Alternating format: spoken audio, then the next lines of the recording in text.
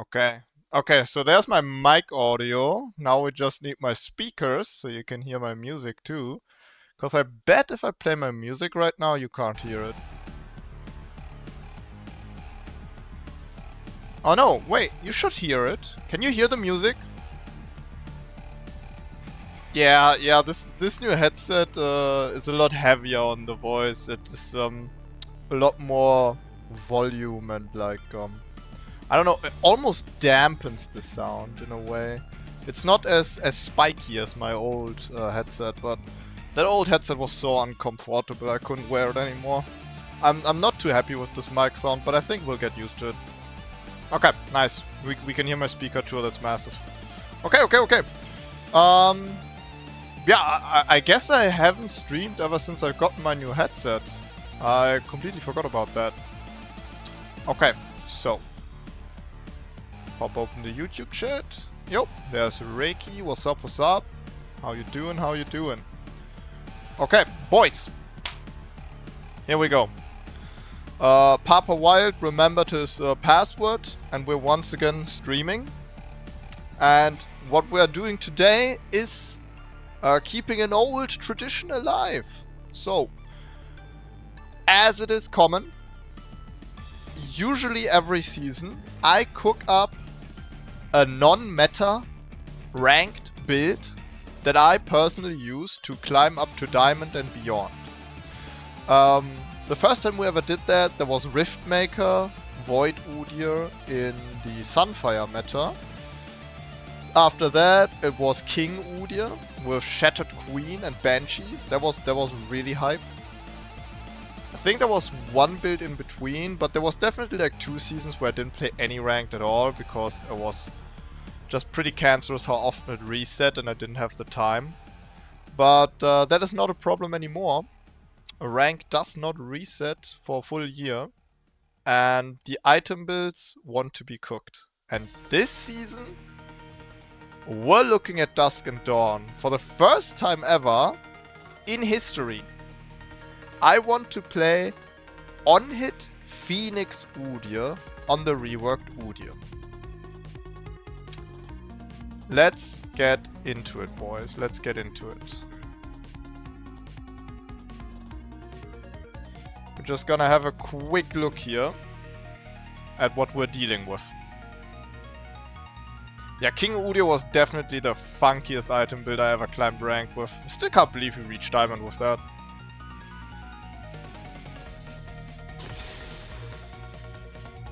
Alright, boys. So, I have pre-cooked already a little bit.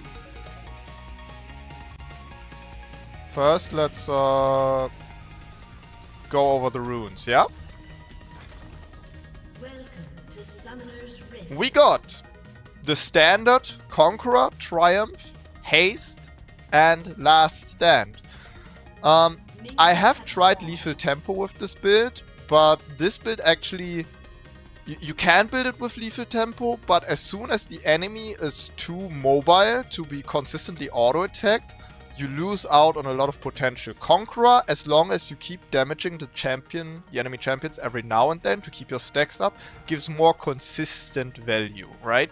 So I do prefer Conqueror over this. Triumph, obviously, we're going in deep. And once we get the kill on our target, we want to reset. It's the most obvious choice on Precision Tree Udyr. After that, we go Legend, Haste. Again, attack speed not necessary with this build because our first items will already focus on attack speed. We will have more than enough attack speed. What we actually need is a lot of ability haste to accommodate for that attack speed. We will get to why ability haste is so much more important in this item build than attack speed once we get into the items. Trust me for now, right?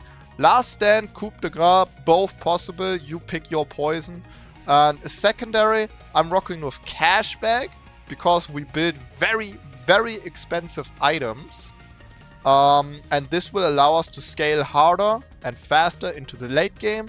Once you've built 4 items, you make like 1,000 gold with this rune. On your 5th item, 1,300-ish, right? You get a bunch of money off of this. This is great. Also, I find Cashback to be a very viable option compared to magical footwear. Now, magical footwear is great on its own because that's 300 gold cash. Plus, you get your boots with 10 more movement speed. Movement speed is great, don't get me wrong. But we will build Deadman's Plate most of the time in this item build. And you have more movement speed as a jungler now when you finished your role quest. So there's not as much of a need for magical footwear. So essentially treat it as you're trading in your plus 10 movement speed for a bunch more gold. Because the funny thing is, you know, when you build an expensive item, like, where is it? Our first item is going to be Dusk and Dawn. That's 3.1k gold. 7.5% of that, I'm not the best at math, but that's around like 230 gold-ish. Around, yeah, 230-ish. Now, that is almost 300. So as long as you bring like 60, 70 gold yourself, you buy Dusk and Dawn, you can instantly buy boots after. And it's like you had magical footwear all along. After 1 to 2 items, you have like that magical footwear gold, if you know what I mean, right? Dio Blaze, what's up, what's up? I'm about to explain the thread, don't you worry. I'm ready to terrorize the top lane with the deer, just give me the order to do it, officer. Well, this is for the jungle, but I guess you could play this in the top lane as well. Alright, so, now let's get into the items, boys. Dusk and Dawn. Dusk and Dawn is easily the most interesting item of this season. And specifically on Udyr, it has interesting interactions. Now, Dusk and Dawn has a sheen effect as an AP bruiser item. This is great for Udyr stat-wise already, but because all of these stats we love. Health, ability power, ability haste. It's all great, right? We finally have an AP sheen item without having to build Lichbane, which makes Udyr way too squishy. And because Udyr is much more about consistent damage these days, instead of burst damage, Dusk and Dawn is a much better option than Lichbane. But more importantly than the consistent damage you deal with this is the on-hit effect. Because Dusk and Dawn's sheen on-hit effect makes it so all of your on-hit effects trigger twice. Now, what does this mean for Udyr? It's simple. You press Q, you have 2 on-hit charges, you auto-attack, they are both used up at the same time. Look, it shows 0. So Dusk and Dawn has the power to instantly apply your double autos. You don't have to go stance and then auto.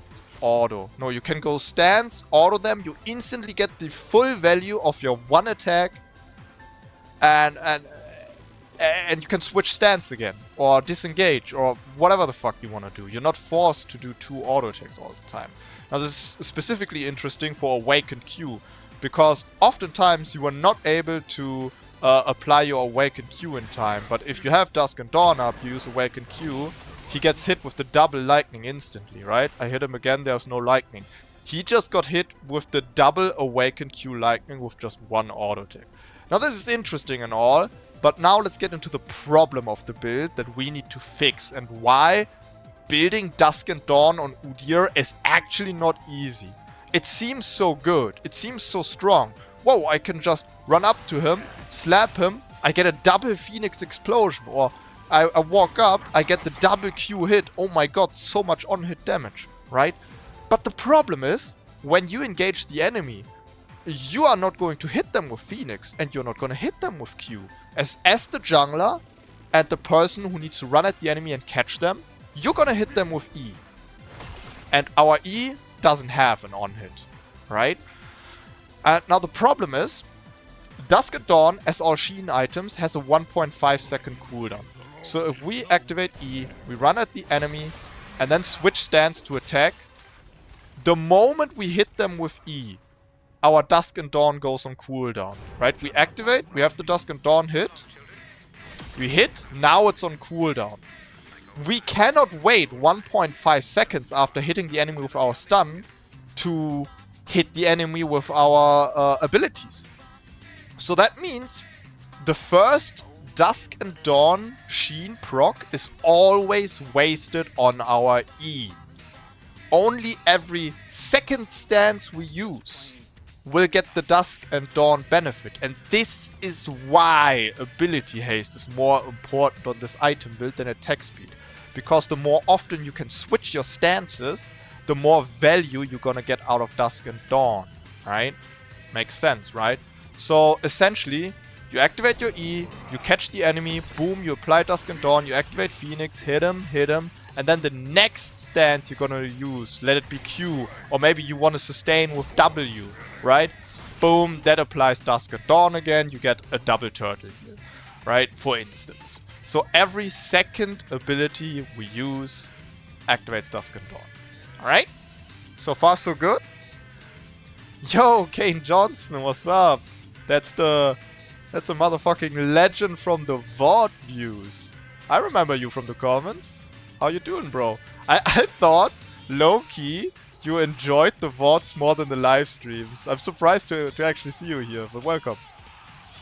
Do you think the extra 2 skill points from the top quest will be that good on Udyr?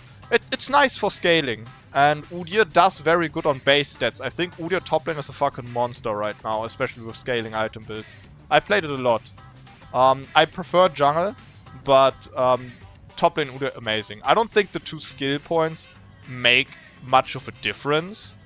Because when you're playing Phoenix Udyr top, you max R, E, and W, and 1 point in Q is enough, because you're only gonna use that Q when you're going to use your Awakened to burst the enemy. And when you use an Awakened stance, the skill points in the skill don't change anything. The level of your champion actually determines how much damage your Awakened skill does. So when you use Awakened Q, it doesn't matter if you have 1 point in Q or 5 points in Q. It's the same, right? It's the same.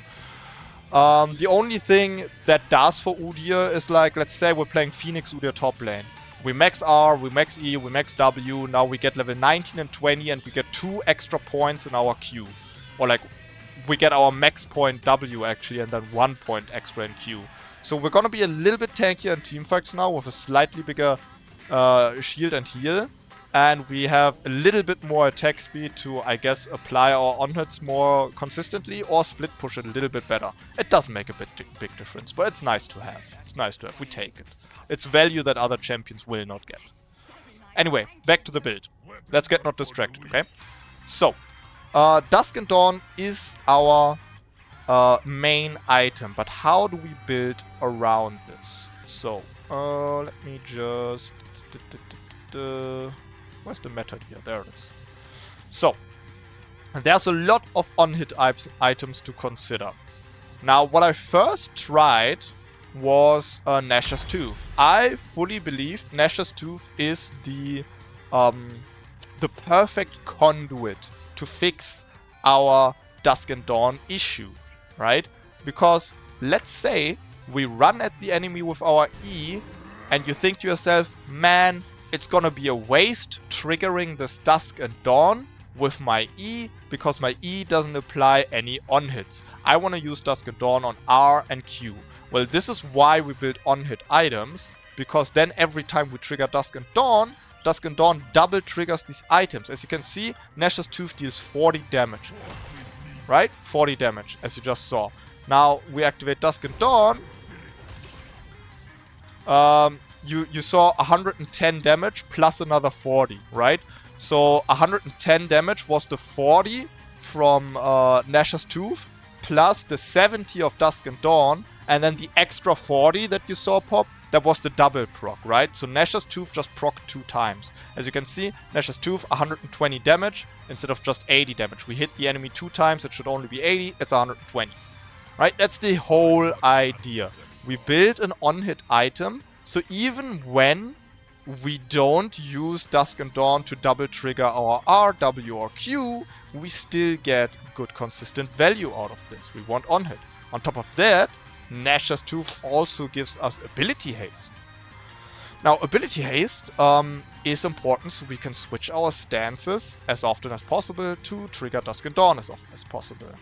That being said, we have other on-hit options. I really like Nash's Tooth because in high elo, the enemies are not gonna give you that much of a chance in the late game to always run at them and on-hit them a lot.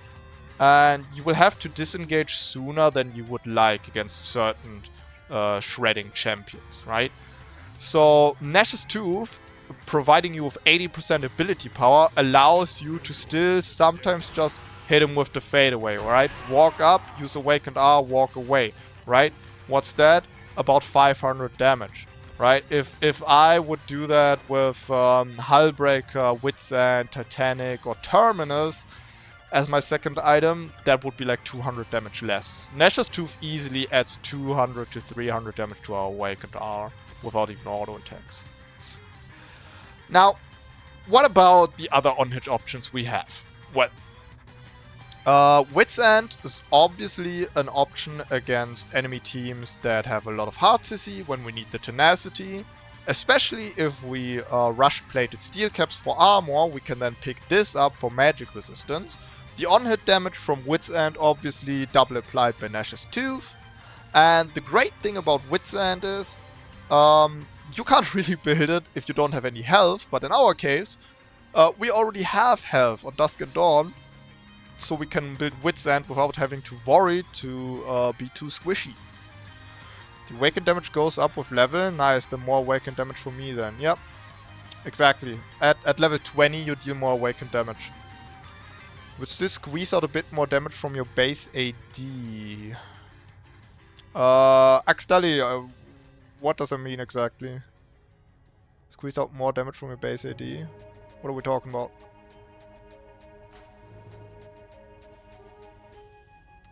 Oh, you mean like having extra points in Q and then using Awaken Q?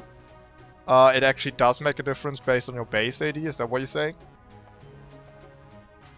Well, it does scale with bonus AD. But...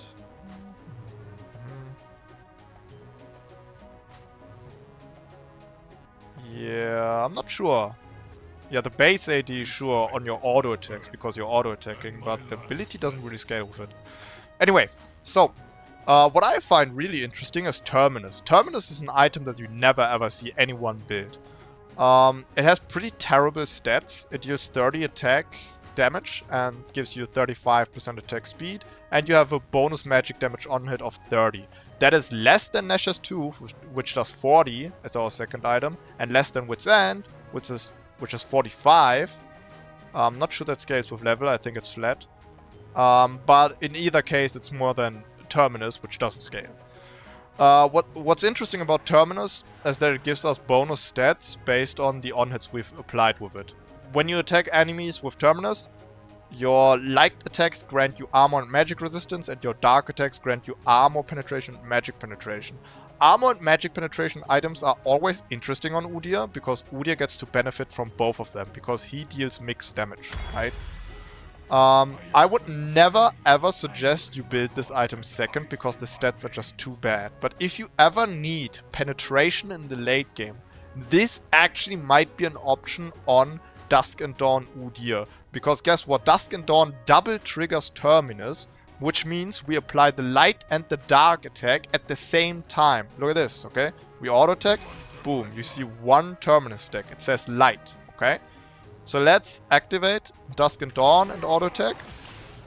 We got one dark, one light, right? It instantly double triggers the item. So you can get this bad boy stacked up a lot faster than if you didn't have Dusk and Dawn.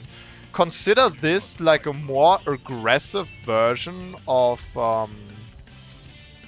Jack-Show, right? Jack-Show just scales up over 5 seconds and then gives you the bonus armor and magic resistance. This gives you armor and magic resistance, not as much, but at the same time it gives you penetration, right? Kinda interesting, definitely a niche option, don't pick it up too often, but it's there, right? I wanted to include it. Most interesting to us are going to be Nash's Tooth and Titanic Hydra. Now, Titanic Hydra actually does apply an on-hit damage, for those who don't know. It does not only do the wave, behind the enemy, but it also applies an on-hit damage, right? Attacks deal 19% physical damage on hit. So we can do this, and if we use Dusk and Dawn, right? It makes a double wave happen, but it also double applies the on-hit. Now, the interesting part about Titanic Hydra is that it is an auto-attack reset. And now we're really cooking, right? Now it's like combo breaker Udyr, like actual martial arts. Imagine this, right? You hit the enemy with your Q, Dusk and Dawn double applies it, and then you switch into Phoenix, and you auto, and then use the Titanic Hydra reset to instantly auto again. So within like a second, we just applied 4 ability on hits, right? So it would look like this. Look like this, right? You hit him with and then right? So we just instantly applied both Q on hits, both R on hits. I think this has insane potential. The only downside of Titanic Hydra is the item is pretty weak until it's finished. We have no need for Tiamat's wave clear because we are a Phoenix Udyr build, right? So we would probably go Tunneler or Giant's Belt. We would get extra tankiness. We can dive the enemy. But we will be lacking a lot of damage until this very, very expensive item is finished. Once it's finished, that's a huge damage spike. But we just built a 3.1k gold item and then a 3.3k gold item. It will slow down our tempo tremendously. And if the enemy then happens to have a max health damage shredding champion like Viego, Gwen, Red Kayn, fucking any AD carry these days, right? We have a big problem because then we invested over 6,400 gold without having any resistances. Most of the time, you will pivot towards Deadman's Plate first. So you have your armor, and then you can go your on-hit. If you're really ahead, if you're really fat, go an aggressive on-hit like Nash's Tooth or Wit's End, maybe even Titanic, depending on the enemy team comp. And then you just rock from there, right? Boots, of course, depending on the enemy team. Merc Treads, Plated Steel Caps, Boots of Swiftness, all viable options. And that's pretty much it. This is what we're gonna do.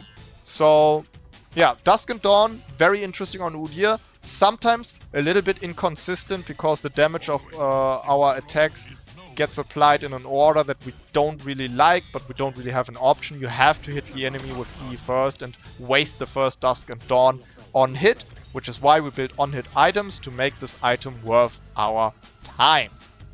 Alright, enough yapping, let's get to clapping. This is the plan. Let's jump right into rank, boys.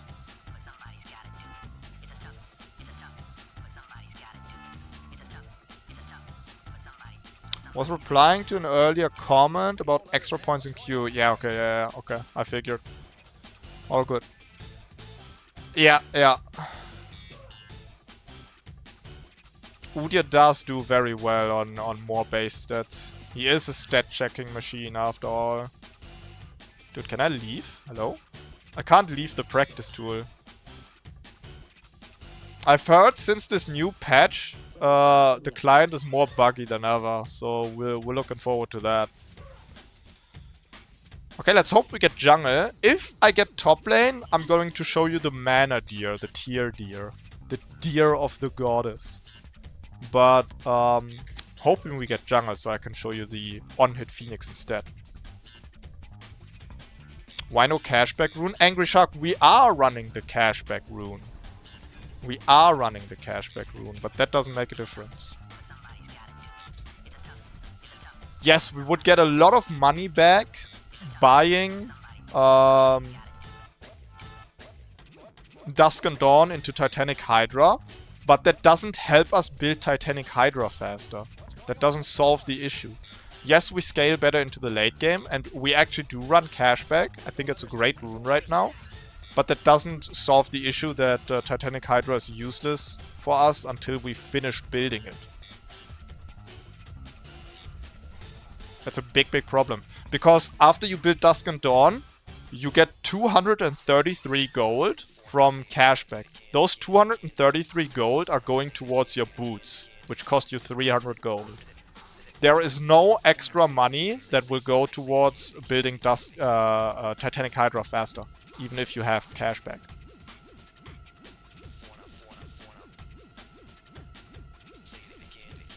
No. You get 233 gold from a 3.1k gold item. It's 7.5%. I legit just tried it, and I also did the math too. You do not get 300 gold per item. I think the max gold you can get is like 260. Like we can actually do the math real quick. 1 second. Oh fuck! Now I closed my fucking Twitch. Oh, it wasn't an important window. It's all good. Never mind. We take 7.5% of 3,600 gold, which is Rabadons, right? The most costly item in the game, Rabadons, gives you 270 gold back. 270 gold. If we get Titanic Hydra, which is 3.3k gold, we get 250 gold. I'm not saying it's bad. What I'm saying is, it's good, but it doesn't fix the early game issue of the item build being too expensive and therefore delaying our power spike. This game we are not going to build Titanic anyway because they have a Vayne and they have a Heimerdinger, both of them dealing max self damage, potentially even Yasuo with max self damage if he chooses to go Blade of the Rune King. Pack our movement speed.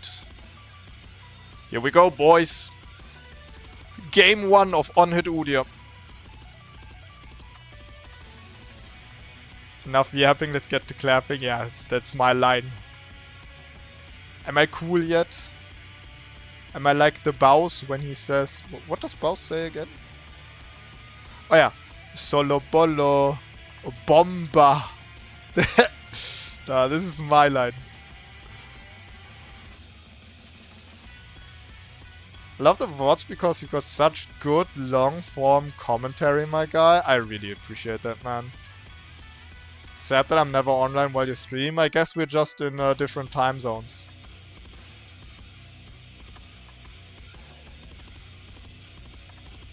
Dude, I remember the first time I streamed. I even remember the matchup I had. I was Udyr jungle versus a Shaco. And I was on old Udyr. And my commentary was non-existent. I didn't know what the fuck to yap about. Legit, I had no idea. I was like, okay, bro, whatever I'm gonna say here, no one's gonna give a fuck about that. So I just didn't say anything at all. The only time I talked was whenever there was something happening in the game that I could comment about. And even then I didn't like have the bravado or the personality to like bring that across in an entertaining way.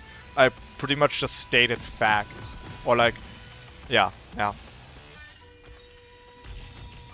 But I think it's a totally valid and fine way to commentate, to just state the facts and what's happening in the game, and especially what I think is the most important thing when commentating in a league game is that you talk about what you are planning to do. Like, let the people into your mind palace, right? Let them know what we're planning. So, instance, right now I see Heimerdinger as top. Heimerdinger is fucking ungankable for me. So what I'm gonna do is go to my blue side so I can full clear towards bot side. So when I'm finished with my full clear, I can gank bot lane instead of top lane. If I were to path top lane, I would just, yeah, do my full clear and then recall, which is not really optimal, right? We wanna try and get a gank in. It's our line now. Fine. Deal.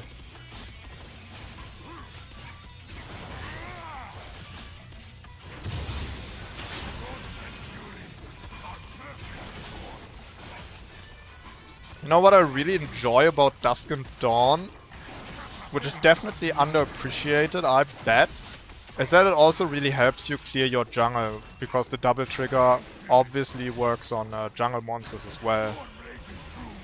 There's always the best case scenario if like on-hit or spell effects from your jungle items help you clear your jungle. This is why Liandry's Torment was for so long, and still is, one of Udyr's absolute main items, because it deals max health damage. You're kidding me, why did that reset? It deals max health damage versus jungle monsters who have like 1.2k health, for instance. Like, Raptor has 1.2k health, I have 800. Like, a Raptor, level 1 Raptor has more health than Udyr. Max health damage is just broken in the jungle. This thing has 2.3k health. Like, hello? Need to make Arena Udyr content? Go ahead, bro. All yours. Arena is starting to get a little bit too crazy for me.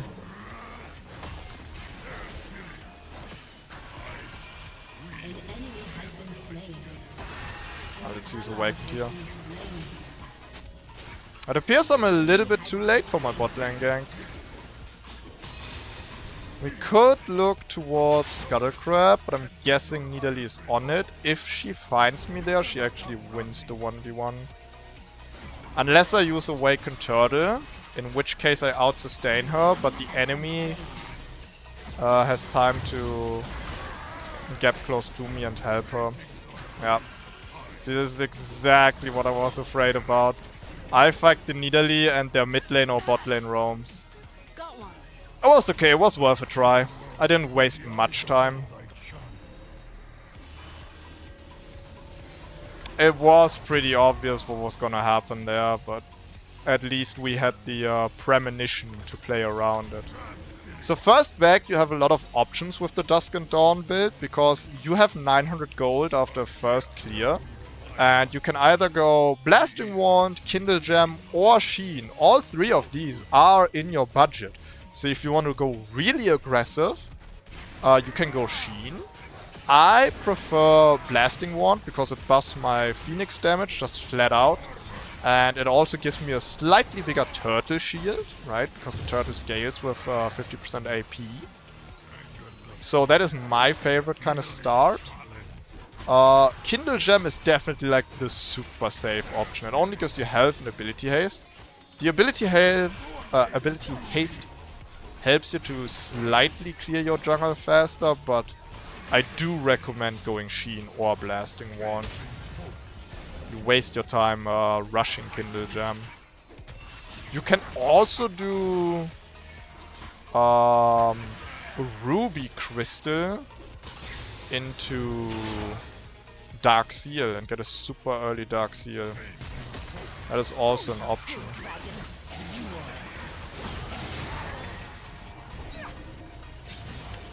Well, I was really hoping my Warwick follows up there. That was perhaps a little bit limit testy. It is what it is. Mute him and move on. I did not expect to get ignited. I saw Heimerdinger wasn't level 6, and I think that was very all-inable. If Warwick would have just procced his W movement speed and followed up on my flash stun with his Q to like get behind the Heimerdinger and fear him into our direction, I think that could have worked. Now, Nidalee being there, of course, would have thrown a little bit of a wrench into our plan. It's kind of fucked that Nidalee is mirroring our pathing right now. Because that means wherever I am, I have to deal with her, and she's much stronger than me right now. Much, much, much stronger. She's an early game menace.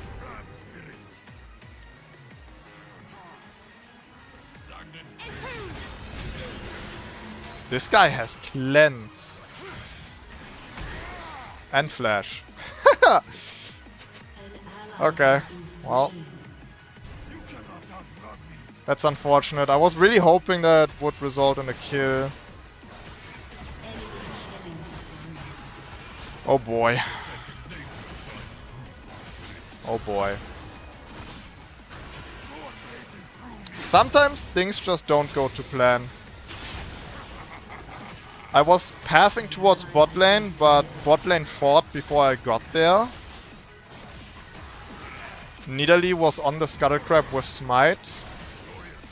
I path top lane, I don't get a follow-up. I go mid lane and this Yasuo has Flash and Cleanse to disengage from it, right? And then Nidalee is always where I am, like a second later, to attempt a cleanup. So right now we don't really have any other option than to sit and scale. The early game is pretty much done. We are fucked on every lane.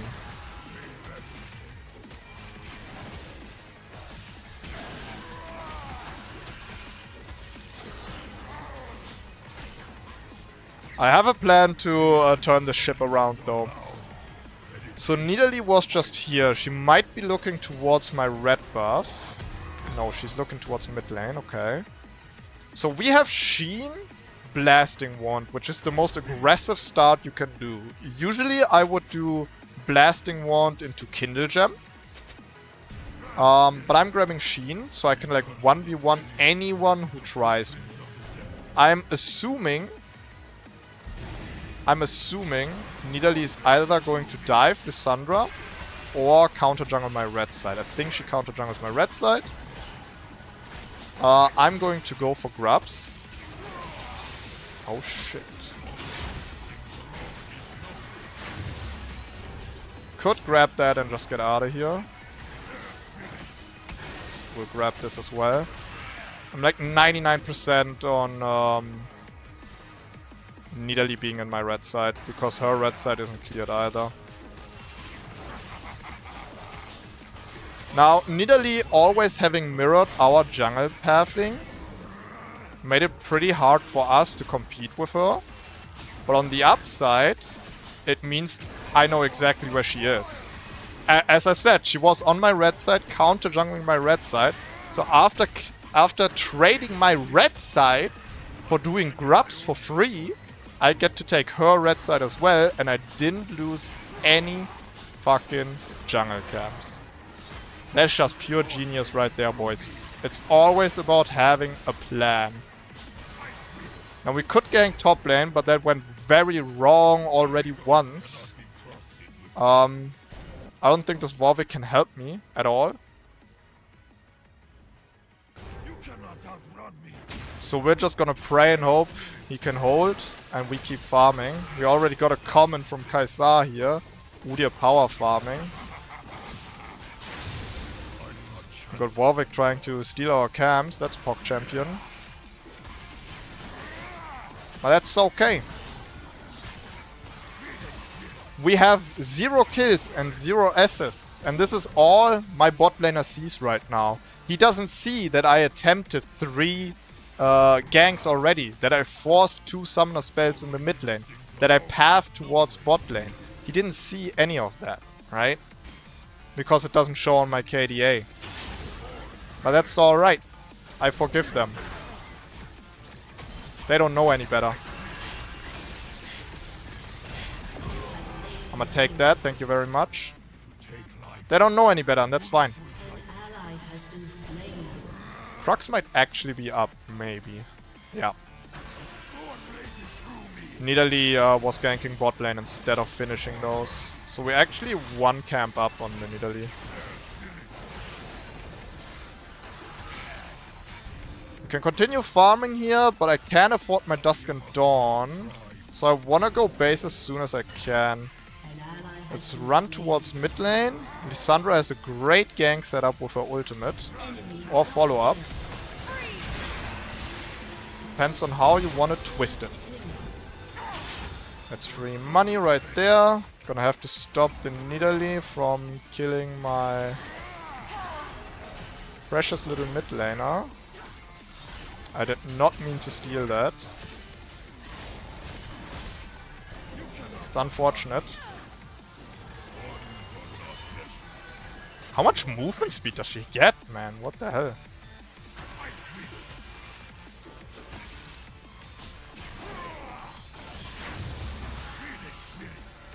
My mid laner doesn't have TP, so I'm gonna claim this wave. Wave is now even again. We're doing peachy.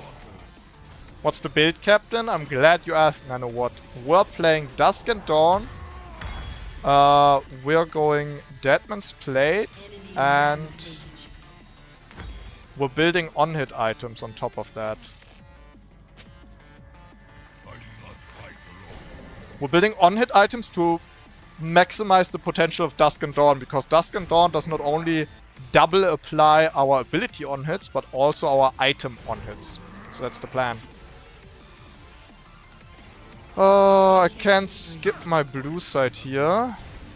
I think it's too early for us to fight yet. I would rather keep farming. But hey, if we get a Yasuo kill here, it's fine by me. They're gonna take Dragon while we chase this guy. It's fine though. We're not strong enough to contest Dragon yet anyway. We're not strong enough to contest this yet. What we want to do is keep farming for now. We're doing great.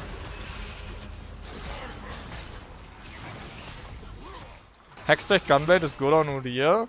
Well, it's tough, it's tough. It has potential, it has huge potential, because Udyr is great on hybrid strats. It gives you a ranged slow, which is also great. But it doesn't give you any defensive stats. You can't really rush the item. Maybe on top lane you could rush it. Usually I would say build it as a second item and get yourself some health first. Yeah. I think it has potential on Udyr. I tried it a bunch already on jungle Udyr without any success. I'm hard struggling with it. I tried rushing it very often, which is definitely not the right option. At least not in the jungle. You can build its second item. Yeah, I think Liandry's Torment into Gunblade can actually be a technology. Maybe even Riftmaker into Gunblade. Because the... that was scary for a second. The damage of Gunblade scales with ability power. So 30% of the ability power you get from Riftmaker or Liandry's Torment goes into the Gunblade damage. But on top of that, Riftmaker and Liandry's Torment give you 2% extra damage per second you are in a fight, 6 to 8%, right? And this 6 to 8% damage boost also works on Gunblade. So those items have great synergy. And obviously, Gunblade gives Omnivamp and Riftmaker also gives Omnivamp. So that is very, very, very interesting. The item has huge potential, but it's hard to cope with it. It's hard. You can't really rush it unless you play top lane into a good matchup. Jungle rushing it, I've found no success with it. But potential is there. Potential is there. Whoa. That's a lot of dudes.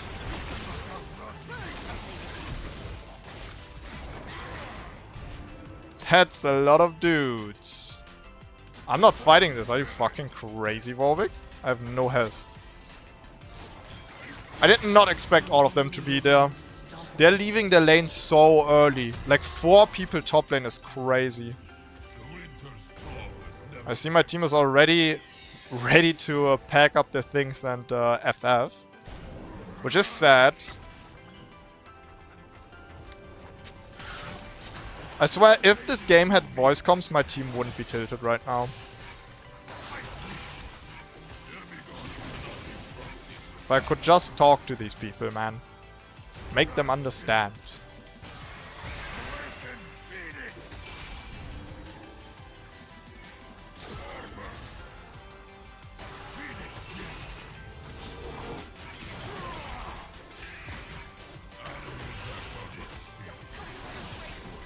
Like, this Warwick is tilted because my top lane gank didn't work out. And this bot lane is tilted because they think I haven't done anything all game because we didn't get any dragons or ganks on the bot lane. But I pathed to them first. I got the grubs. I forced summoner spells. Dude, I did so much shit they have no idea about. I did so much shit they have no idea about. By the way, that right there was just some real nice technology. The Yasuo engaged me with ult. I instantly used Awakened Turtle. And my first auto attack after Awakened Turtle was of course a turtle hit. And that double triggered Awakened Turtle because of the Dusk Dawn. So that gives you a lot of survivability. What the fuck? That gives you a lot of survivability. Because you instantly get your double heal after your shield with just one auto attack. Ah, that trade started so great. It started off so great. I kind of fell apart.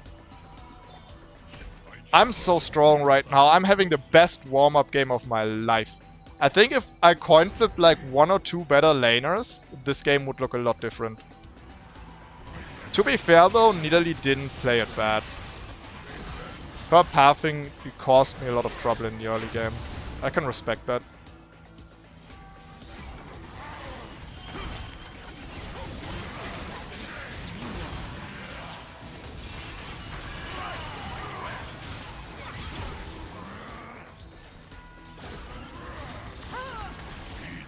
So right there, I don't have any time to auto-attack at all. It's too dangerous to get caught by a hard CC combo. So I just use the Awakened R and dip. If you have Nashor's Tooth here, obviously you have a lot more value, despite not being able to auto-attack.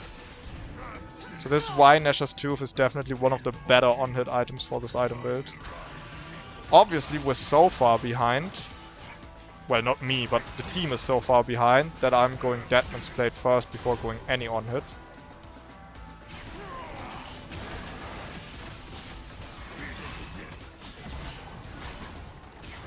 People who love Liga on Air and Mayhem? I doubt that. Bro, that's barely League. People who truly love League play Summoner's Rift.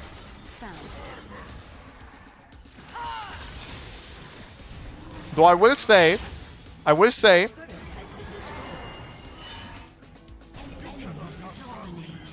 people who also hate League of Legends are playing Summoner's Rift. Both of them. Okay, you're not going anywhere, bro.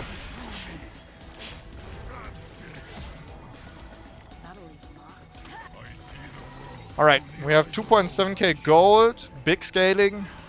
Let's see how much longer we can delay this game. The problem with games like these is that your team, they get so tilted. Like, look at this, they perma-surrender, right? And they don't even think about playing this game out. Because, like, our Warwick is 1-8. Our mid laner doesn't have a single kill to their name, right? And our bot lane is barely scraping by, right? They don't even consider that we have a good team comp, that we have decent scaling, right? That we have a strong jungler, right? They don't consider any of this. And for the next 10 minutes, they won't actively play the game until they realize, shit, this game was winnable. That's a problem, right? So much more, so many more games would be winnable if people would just never give up in the first place. They give up before the surrender vote actually goes through. They're just waiting for the game to end, which is awful. This game is far from over.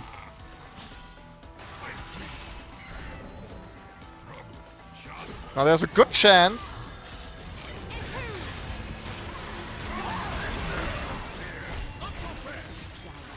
I need Brom's passive on this. Ah, shit. Oh my god! Ah, that stun lasts for way too long. Ah, I couldn't get my awakened W out. But my Dusk and Dawn being able to trigger that Braum passive so fast actually made that possible. That showed huge potential of the build already. Dude, it's actually so good. It's actually so good. My god, she has cleanse too. This Lissandra is having a terrible time. Yasuo went cleanse summoner and she bought a cleanse. They do not want to get hard CC.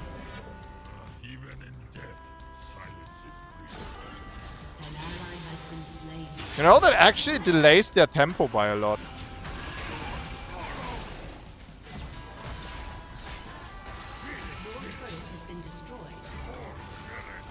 Look at that damage, bro. Look at that fucking damage.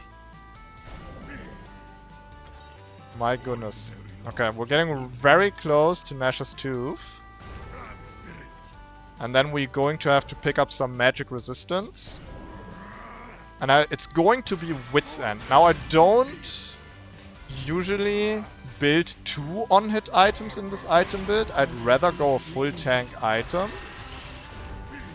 But we need tenacity. As you just saw, when Heimerdinger stunned me with his E, or if Vayne ever catches me with her E, I'm taken out of the fight for way too long. I need tenacity and I need magic resistance, and the only item capable of doing that is Wit's End.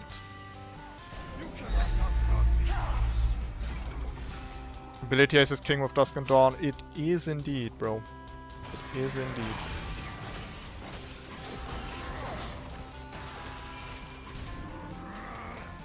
Dusk and Dawn made Braum the #1 support. Nah. Bandit Pipes made Braum the #1 support. Dusk and Dawn is just a little extra, I think. Braum is not even guaranteed to have a Dusk and Dawn teammate, right?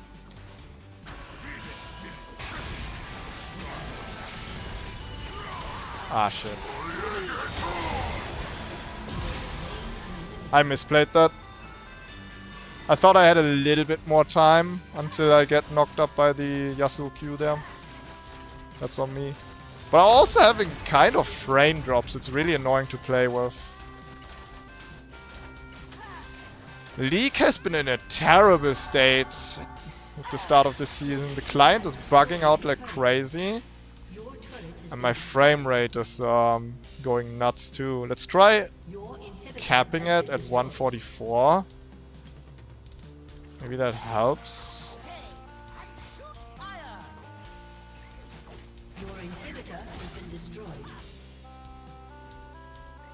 We could also go full screen instead of windowed. But not right now. These frame drops are really ugly.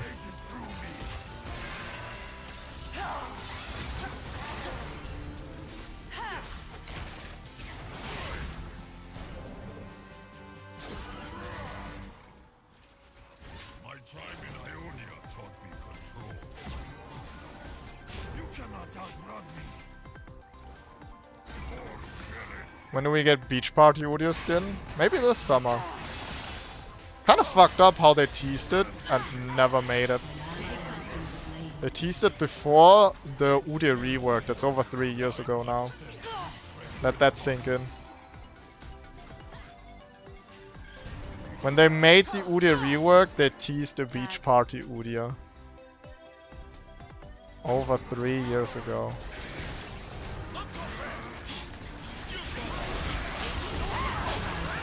Didn't get to ult herself. It's awful.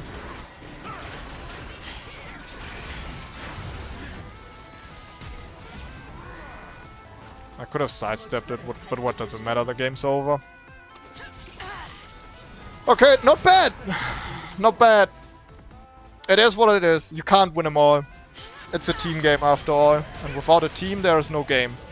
It's that simple, boys. Without a team, there is no game. Warwick definitely had a tough matchup against Heimerdinger. Maybe I should have never ganked it at all and he would have been better off. But I'm not sure about that. I think we had a chance to actually kill the Heimerdinger. Was it a bit limit testy? Yeah, for sure, but can you blame a guy for trying? Oh, that's my last placement game. So yeah, we are Platinum 3, which is fucking annoying. I wish I could just start on Diamond, but I haven't played Ranked in 2 full seasons, so they demoted me by 2 full ranks. So instead of Diamond, we're not Emerald, we're Platinum. It is what it is. How the fuck do I have most damage dealt as the jungler? See, I spent like 70% of my time in the early game in the jungle, farming, right? How on God's green earth do I have most damage dealt to champions? This just goes to show you that these guys didn't play the game. They just farmed and waited for the game to be over and spammed surrender votes. That is so sad, man. That is so fucking sad. Fast climber. Okay. Whatever that is. Alright. Not a bad warm-up game. We'll take it. We'll take it. As long as we keep up a consistently good performance, we will climb eventually. Especially with our good MMR. There's no way around it. We lose some and it's fine.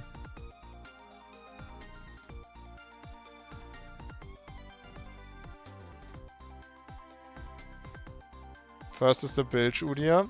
Oh yeah, I didn't think about us doing the summer Udyr anyway.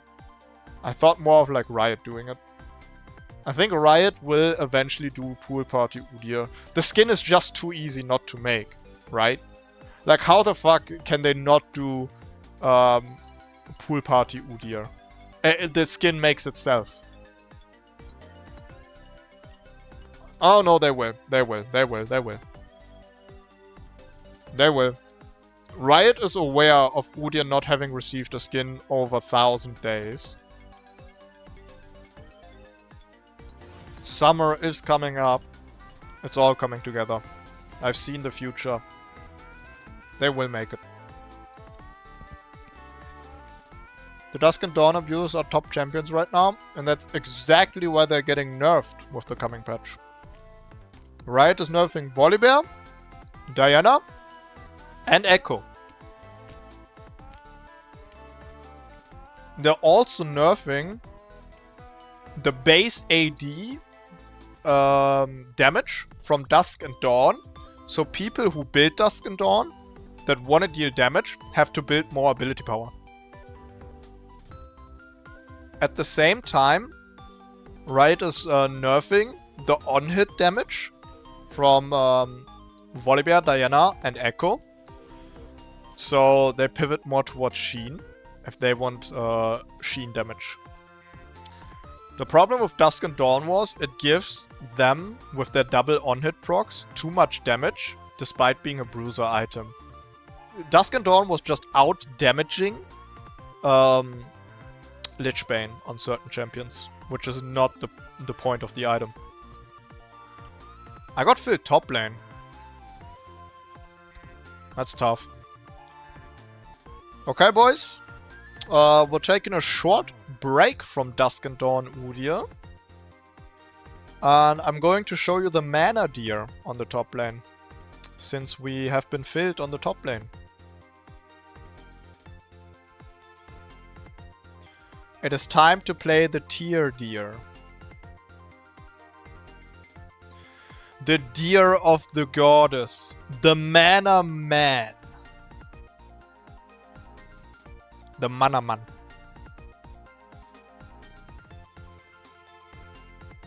Everyone got hard demoted this season. Yeah, but I legit didn't play rank for 2 seasons. So it's not even just this season for me, it's because I was inactive for so long.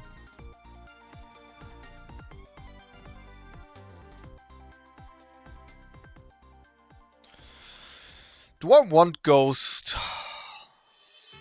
Or do I take TP? I think I like TP here. We are playing a scaling build.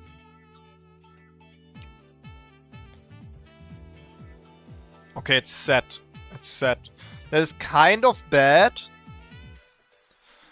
That is kind of bad for the mana scaling deer, because we have a lot of max health and not a lot of resistances, but that is fine.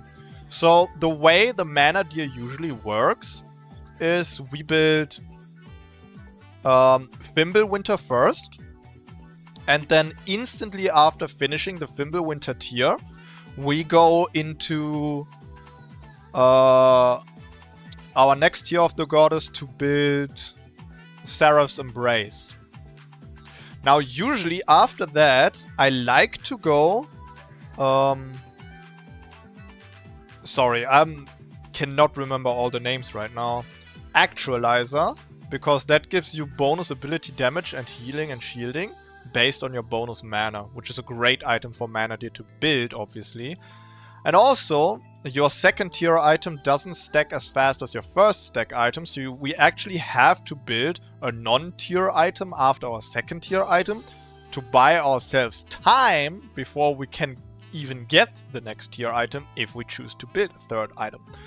We're not gonna do Actualizer this time, we're going Frozen Heart instead, which also provides us with mana, but at the same time will give us armor and reduce the attack speed of these little midgets. Frozen Heart is actually huge here. All of these champions benefit from attack speed, so us having Frozen Heart is going to be big. The only thing we need to watch out for is Set all-inning us in the early game.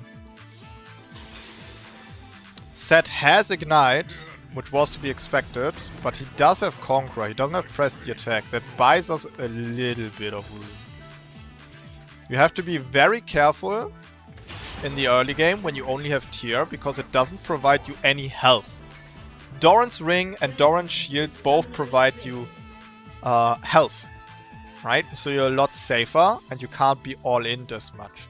Tear of the Goddess actually provides you with enough mana to use like Turtle 5 times more than with any other item, right?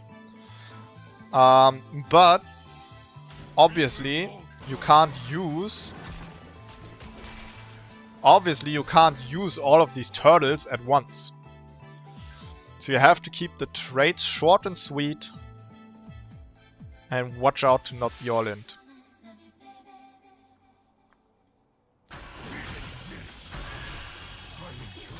Well, I'm pretty much dead. I fucked this up big time. As soon as his E is up, he's gonna flash me. If I can react with my own flash, that would be huge. If he catches me, I'm dead. I think I want to risk it. I'm fine with dying once early if that means getting a huge advantage.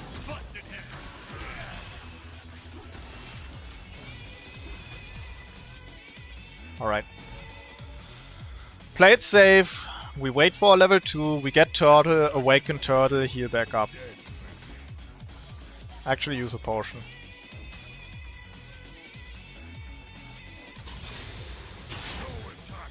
There we go.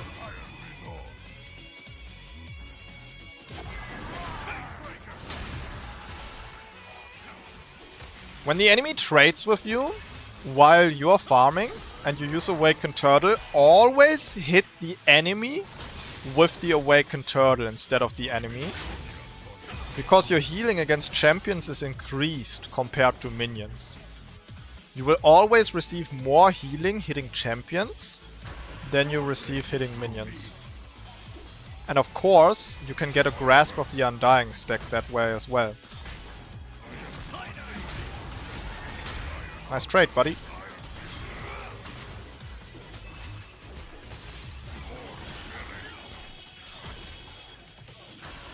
That minion legit just ran away from me.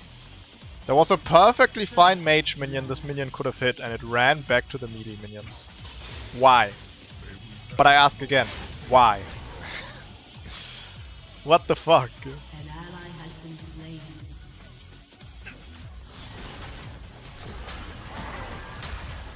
Don't hit him too much, so he doesn't get any W value.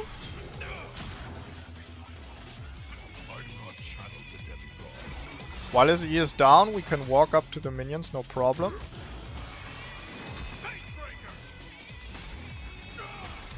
We are missing a lot of last hits, but beggars can't be choosers, and we're begging.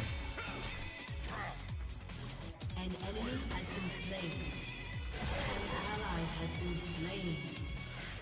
Amumu being here An ally has been gives us a slain. little bit of pressure. I did not just miss that minion. You're lying to me. I know you are. Has been slain.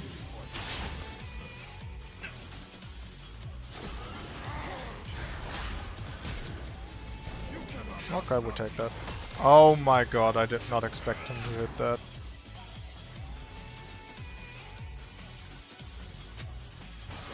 If I had known this Psycho was going for another Q hit, I would have followed up. I didn't believe in my jungler. I wanted to play it safe.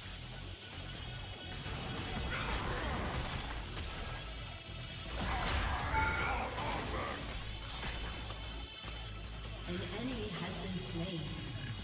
As you can see, we're doing very well, sustaining, Has been slain. thriving. An ally has been We have enough gold to now get Giant's Belt or Kindle Gem. This is when you usually want to go base. That being said though, I would like to really build a cloth armor as well, so I'm going to stay a little longer. But I do have to watch out for Jarvan gank because I am pushed in. I do have flash and Set doesn't. I think I'm gonna shove this and leave.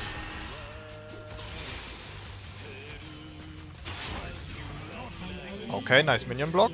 Hello? Wanna shove and leave, please. He might check the first bush, so we go to the second. No, he's not. Okay, cool. Anyway. And that is exactly the amount of gold we wanted. Boom, get the Giant's Belt. We could get boots. I'm gonna get cloth armor though. I think cloth armor is a little bit more important. Especially if we still have flash. Yo, Varus Cause, what's up? Hi, hi, hi.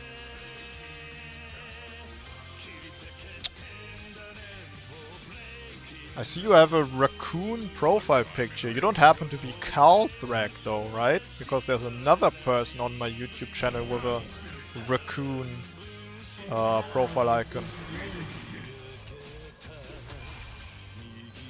And she does change her name often. How can I call you? Wild? Yeah, everyone just calls me Wild.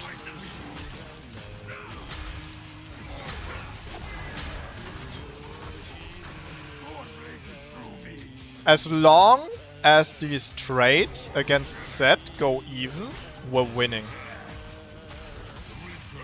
When you play Mana Udyr top lane, the goal is not to kill the enemy. The goal is to survive and stack your runes as well as your tier item. That is the goal. Now,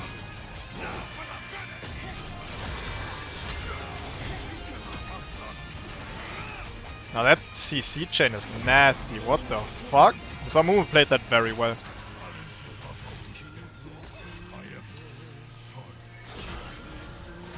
Now, every kill we get, that's just a fat fucking bonus. On Mana Udyr, you do not need a single kill. You just need to survive, stack your tier, stack your runes. And once you have your Fimbulwinter finished, with Shield Bash and your Awakened Turtle, you're just gonna start winning trades like on its own. You don't even have to play it well. You have so much sustain and shielding, you just win.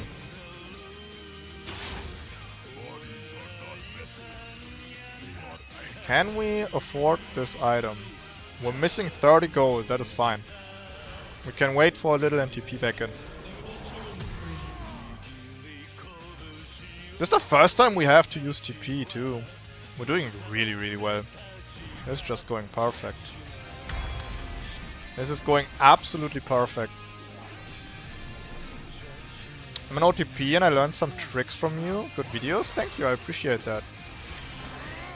I'm happy an OTP could actually take something away from my videos too. I do try to like make the videos entertaining for Udyr beginners as well as for advanced players. Let's see if I can help this Amumu with grubbies. He helped me a lot, so I'ma help him.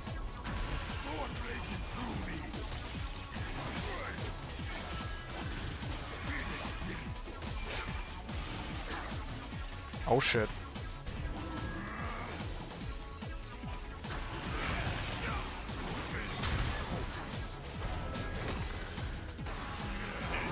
Oh, the Amumu doesn't have ult. I saw that too late. We gotta get out of here. Did we get the third grub? We did. Okay, so it wasn't for nothing. He didn't die for nothing. I did think Amumu had ult though. Okay, I can't contest this. Twisted Fate is here as well. I gotta protect my tower.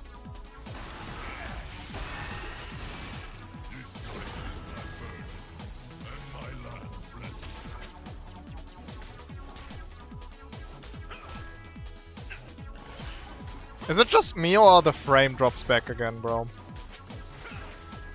It's not my PC either. Something's fucked up with League.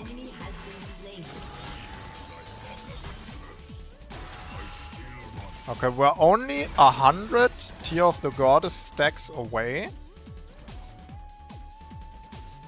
from finishing our Fimbulwinter.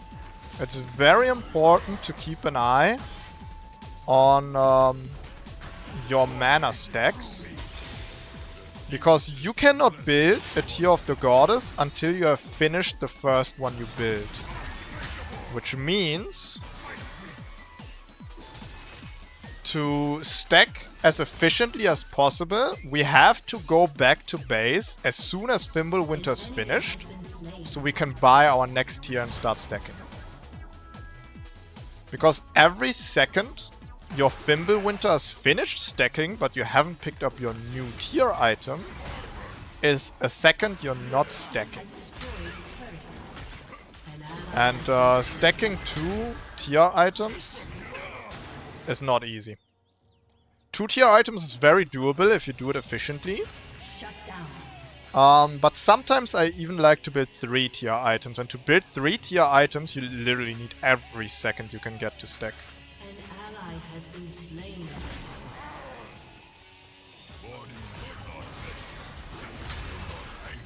Notice how the set has gotten a lot weaker already.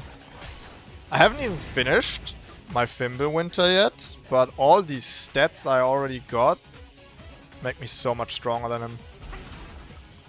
To be fair, he rushed Tiamat. Whoa, what is this lag? Hello? Jesus! Entire game just froze. I can't with this shit, Riot. What the hell?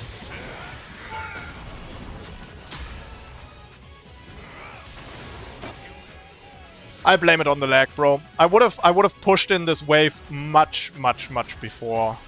Okay, well, I die right before my Winter's Approach is fully stacked now, so I can't buy Tear of the Goddess. I don't have TP up. This is awful. No flash, no ult on set though, so Amumu can kill him.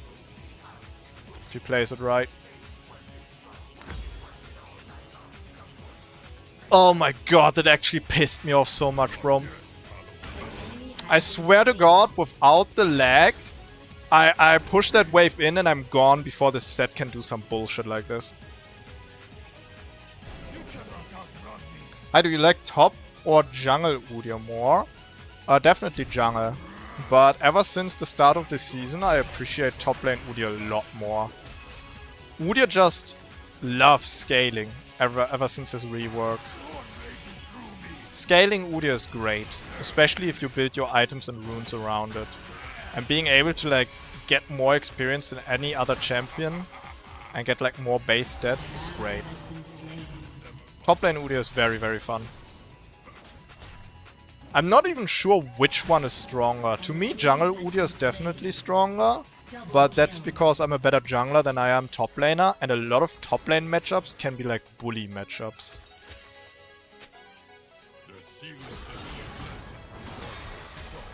Okay. Our Fimbulwinter is about to be fully stacked. We have TP up. I'm going to play this as aggressively as I can. Because we're recalling to get our new tier anyway. So any health this set loses is a bonus to us.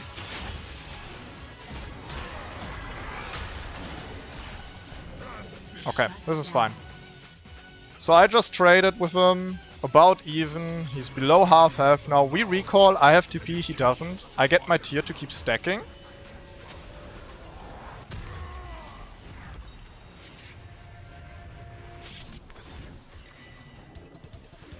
And we continue.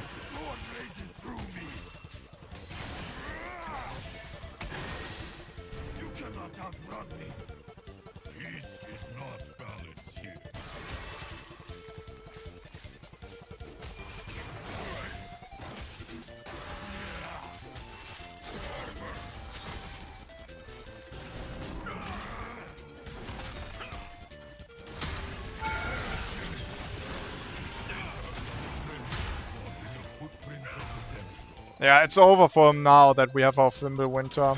There's no way he can ever win a trade again. I low-key want him to recall here. I can hit his tower then and get a plating. I don't think I can kill him. I don't have the kill pressure without Ignite. But I can get his tower.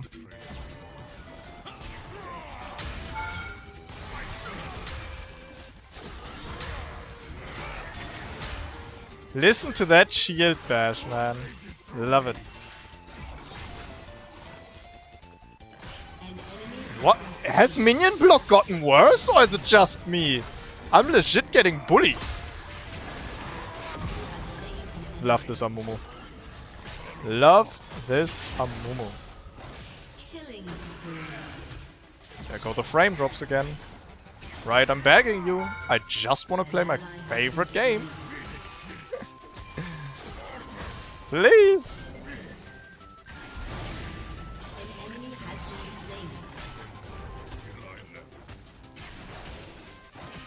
I think I must secure that tower so I can start roaming if I want to. I especially want to look towards TPing for objectives. I'm not going to be able to TP for this dragon, but I can recall and run to this dragon.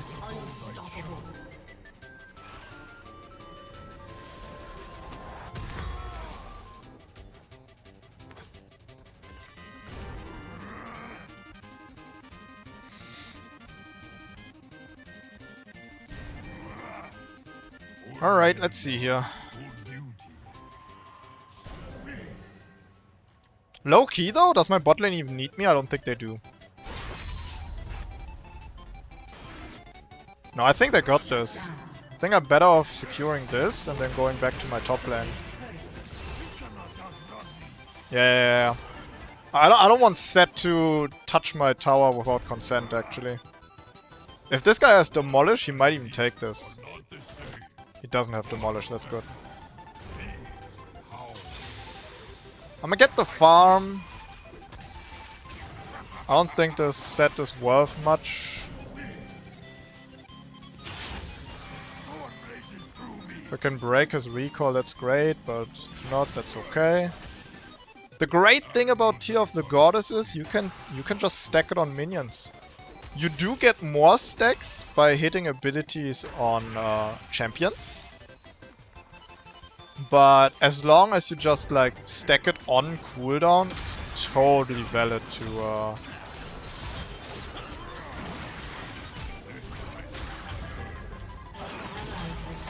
I misplayed that so hard. I misplayed that pervertedly, bro. Ew. But I cannot groove with these frame drops. Let me try full screen. Double kill. Maybe full screen helps with the frames instead of borderless. Uh-oh. Lose a bill. Yeah, no, Quitter, it's everyone. They completely fucked it. They completely fucked the game.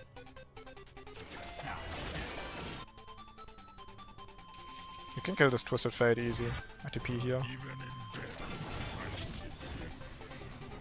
Don't ping my Amumu. He's doing his best, goddammit.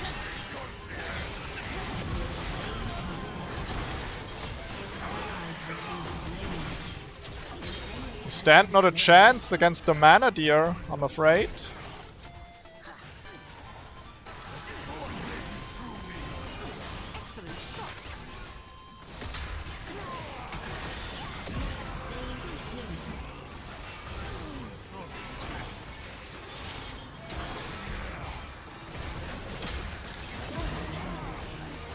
Yeah, that's just mana supremacy.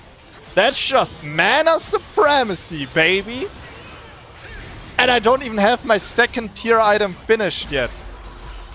I'm only getting stronger. See, this is the best part about this build. You're already so strong with Fimbulwinter in the back, but you get that much stronger in the late game. Like, it's scaling, but it's already so good, man.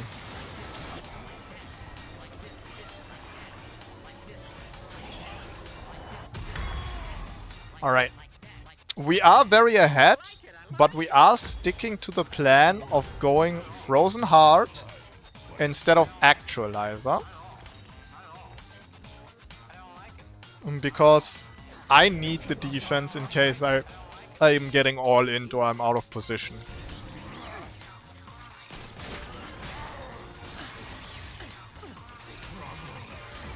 A little bit of a limit test, see how much damage Caitlyn deals. Seems we're fine.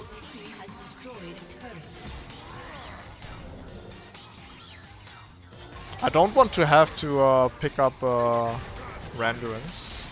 I don't have to.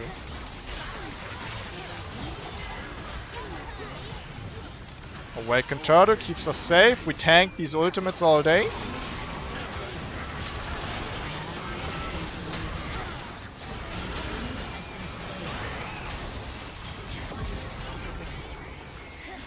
Doing good. Awakened Turtle plus Fimbulwinter Shield gives you some nice tankiness. And once we have Seraph's Embrace finished, that's another big shield when we get low on health.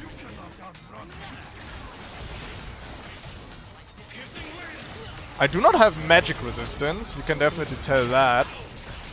Those Twisted Fate cards do hurt.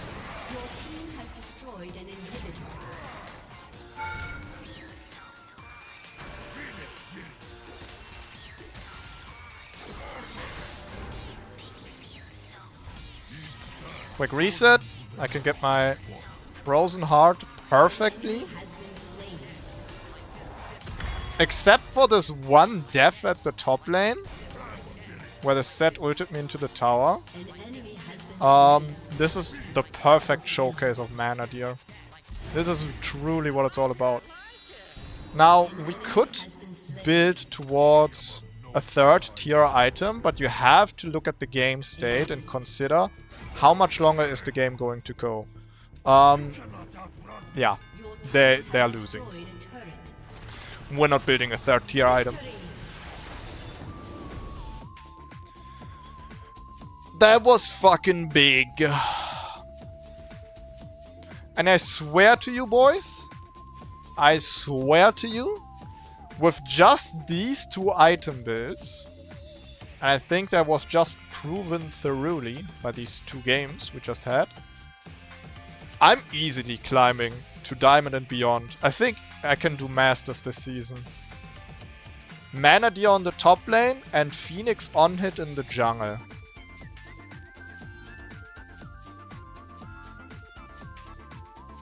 Easy, boys. Easy.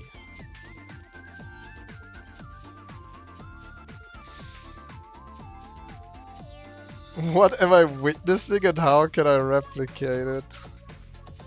Fimbulwinter first, Seraph's Embrace second, stack the fuck out of your tier. Be careful before your first back, because only tier makes you hard. Makes you easy to all in. Keep the trades short so you can spam turtle with the extra mana you got. And then just scale, scale, scale. Whenever the enemy all-ins you or engages you, awaken turtle, auto him and walk away. The shield bash plus the grasp of the undying damage makes it so you pretty much trade even with him. And you stack your tier and your grasp of the undying in the process. But never go for a kill. The only mistake you can make is actively go for kills. Best case scenario, you will never have to go base on the mana deer top lane. Unless you have enough gold to buy items. But every second you're not in lane, you're not stacking your tier. Stacking your tier is the absolute highest priority.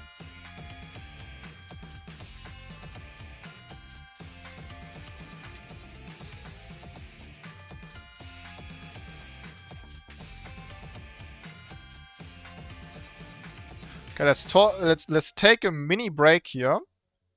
I want to play the Lolde, and we can take a short break from the games. Carrying is hard work, guys. Carrying is hard work.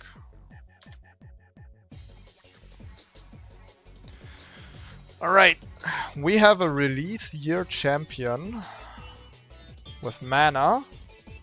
They are female or non-gendered and ranged. They're not human, so it's not Ashe. A non-human, ranged. Release your champion.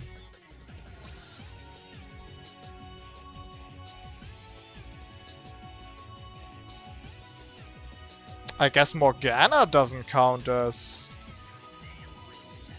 human, right? She's no human. Okay, so it's not Demacia or Targon, not Freljord or Ionia. I guess she is part human, apparently. It's not mid lane, it's not support. It's not jungle. So it's top lane, AD carry. Top lane or AD carry. So Manager whenever I'm against the Darius from now on. If you play against Darius, I would go Phase Rush. Because after his hook, he slows you with his W, and then you can't get away from him fast enough.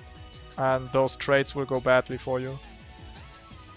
In matchups that are okay for you, you go Grasp of the Undying. But in matchups that are very tough, or you are easy to get ganked, you need to take Phase Rush. And Darius is definitely a Phase Rush matchup. Kayle? Well, Kayle is the sister of Morgana. I would guess she's also an aspect human like her, so it can't be Kayle. Also, Kayle would be melee and ranged, and we're looking for a pure ranged champion. Because Kayle does start the game as melee champion. I think it's a Noxian. Because it's not Demacia, it's not Freljord, it's not Ionia. I think we're looking for Noxus or Shurima. It's an AD carry or top laner.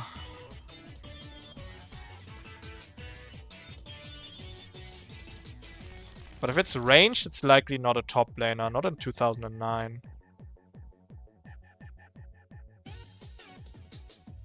So it would be an AD carry. Could be a Yorde. It could be a Yorde. Could be Tristana. Was she released in 2009? I'm gonna try Tristana. Ah, God. You gotta love it. You gotta love it, boys. You gotta love it. That's just expert detective work. You take all the clues you got, you put them together, and you got your answer. It's that easy. It's that easy. That would probably be Karthus? No. I am beyond... Oh, Mordekaiser.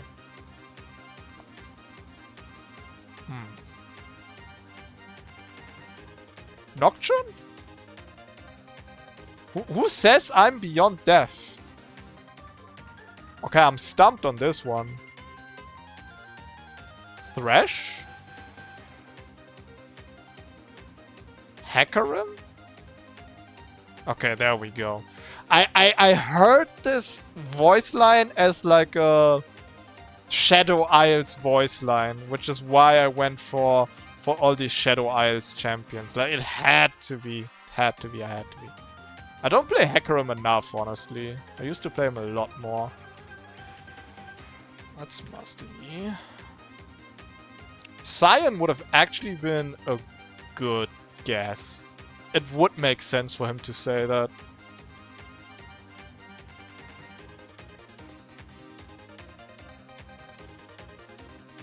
This is Karthus, right? This is Arcana Karthus? No. This is an Arcana skin. Could be Lulu? Well, it's not. Is there an Arcana Cane? It's not Rakan or Zaya. I can see a horn here. But I cannot think of a horned champion that has an Arcana skin. Oh, it's Tahm Kench. What the fuck? Of course, I have that skin. Okay, nice. We actually diffed the Lolde. Tahm 100%. Yo, you were right on that one. That's for sure. Hurts my soul that you don't use Awaken Q on Grum for faster clear, my dude. Do I not? Well, I use Awaken Q on... Yeah, no, I use Awaken Q on Blue right at the start.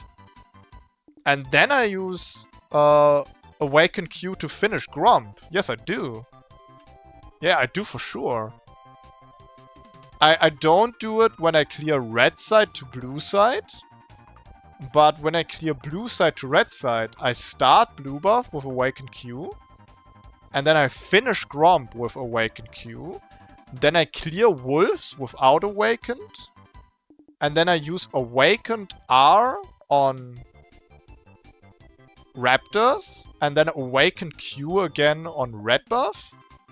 And then I don't use Awakened on Crux. I don't like to use my Awakened on the last camp I'm clearing. Because the last camp I'm clearing is always right before a potential gank. So if I'm ganking or contesting the Skullcrab, I want my Awakened up. Sometimes it's better to take a second longer to clear the camp, but be ready to fight. Speaking of being ready to fight, let's queue up. The next rank game is waiting. How much LP did I get, I wonder, for the win we just had? Can you see that at all?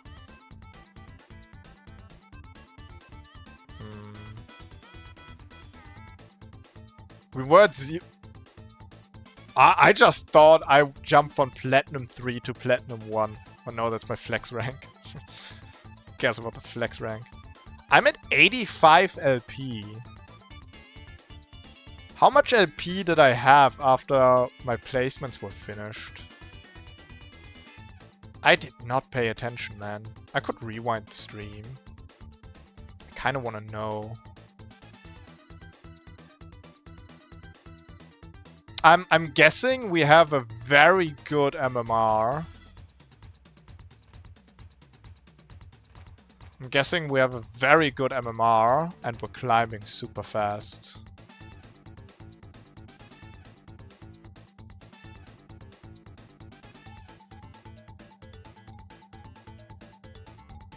Here we go. 30 LP! I think that was just proven. Holy! I think that was delicious. Scrumptious even. We get 30 LP for a win. What the fuck? You know what? I appreciate that from Riot. They might have tossed me back into Platinum because I was inactive for a long time. But I'm still worthy. It's like Thor raising the hammer again. Riot just wants me to get up, dust myself off, and get back where I started. What the fuck? Did you just see that? There was like a ready check that jump scared me for a second. And then it says I didn't accept. Bro, client, please. Client, I cannot. I have to restart my client. Because if I get a Q ban because I'm not accepting, I'm gonna be pissed. I'm gonna be giga pissed.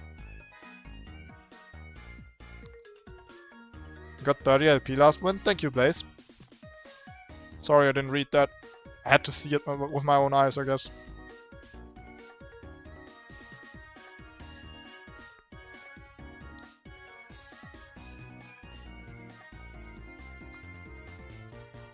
Dude, I watched the Tyler 1 All-Stars yesterday. For everyone who doesn't know what that is. Every week on... I don't actually know which day. Every week Tyler has this tournament that he invites streamers to, and they 1v1 each other, right? And he had to the players who I'm sorry, let me start again.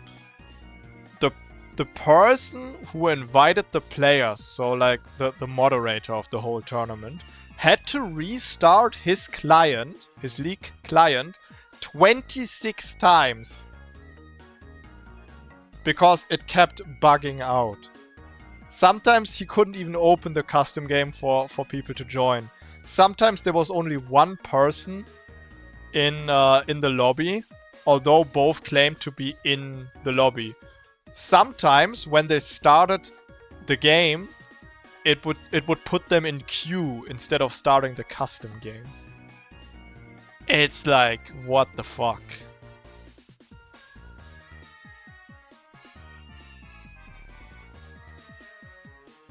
Alright, let's try this again. I want to play my favorite video game. Riot.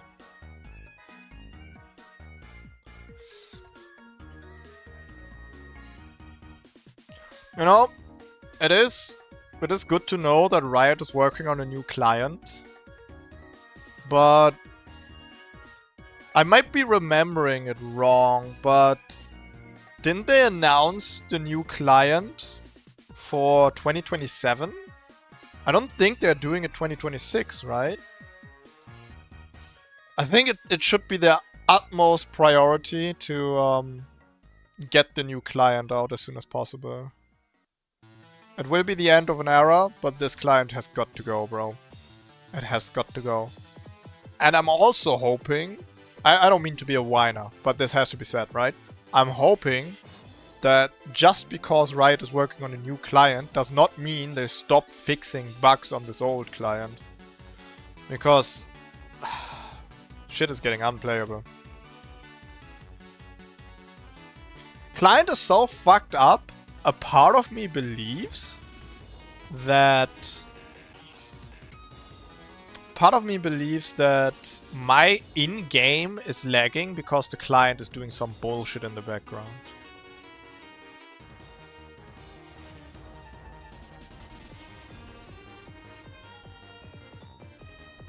Right, set 2027. That sucks. Hate that. Hate that. Bro, please. Oh my god. Thank you. Okay, we're back in the jungle. Gotta say, that top lane game felt like a vacation. That was so chill. We just had to watch out in the early game a little bit. And after that it was smooth sailing.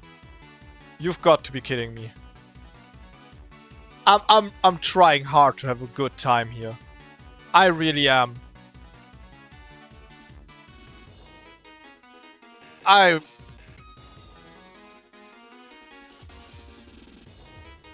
My ban! My ban! Oh my god. Dude, Riot almost scammed me out of my ban here.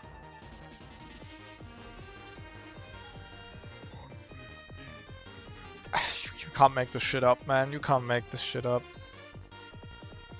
You just can't. I'm telling you, I couldn't pretend for this to be as broken as it is.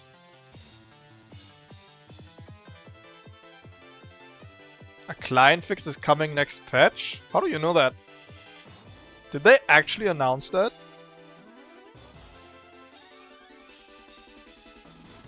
That's not something we would find in the patch notes, would we?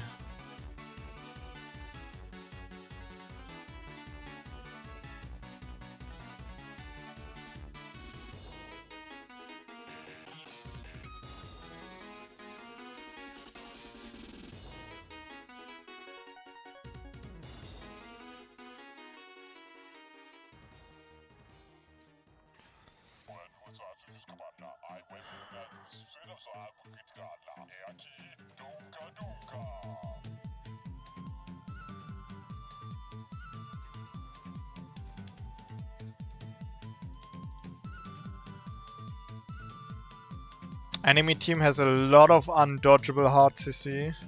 We got the Vi ult, Vi Q if she's close in range. Zyra E if we try to gap close her. This might be a Merc Threats game, but I really want plated steel caps in case Caitlyn or Vi get fed, or Kled for that matter. Oh boy. I think for my tankiness I need plated steel caps. But... Yeah, fuck the Merc Threats actually, fuck the Merc Threats, it's fine. It's fine, I'm fine. We'll do it like this. I'll get a little bit tenacity in my runes, but honestly, you can't reduce Vi hard CC anyway because it's knockups. It's knockups, right? So you can't do anything about that anyway.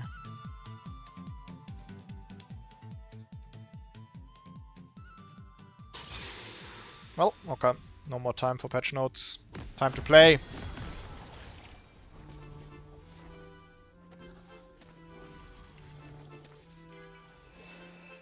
Oh my god, bro. Oh, here we go. Okay, who do we want to gank? I'm looking towards top lane, I think. Ganking Zyra seems pretty cancerous. Minions have spawned. You always want to look towards what's easier to gank. If I had like a Blitzcrank on the bot lane and they had an Enchanter that doesn't have any hard CC to stop me, ganking bot lane would definitely be an option. But Soraka cannot help me at all when I gank. And dodging Zyra's hard CC is near impossible.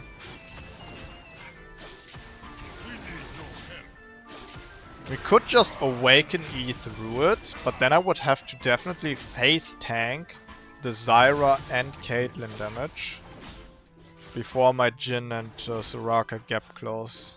That's just too dangerous.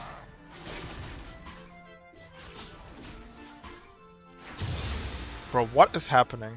The game feels so clunky all of a sudden.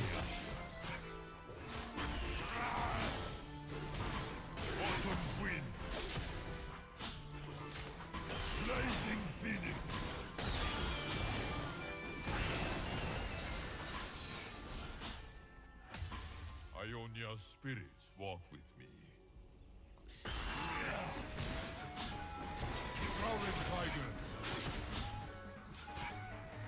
The free orb from the new game? I do not know what you mean. Oh my god, these lags! Jesus Christ. Bro, why am I having FPS drops? What do you even do about this? Do I write a bug report? I think I will, bro. Shit is pissing me off. What new game do you mean? Do you mean the client game? Where you play this board game?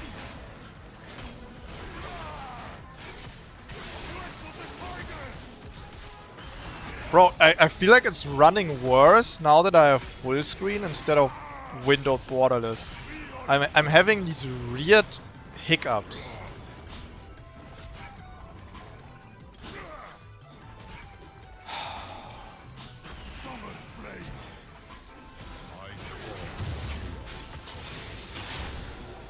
I'm late for the scuttle crab now. But I can fight Vi. Vi is a matchup I can win.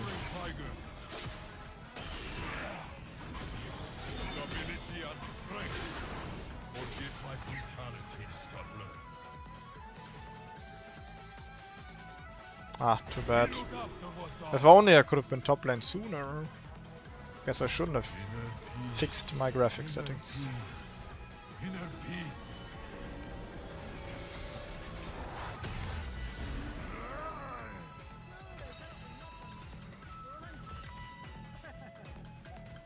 The client game? Yeah, I played through the client game. I'm waiting for patch 2603 so I can keep playing it. There's nothing for me to do right now.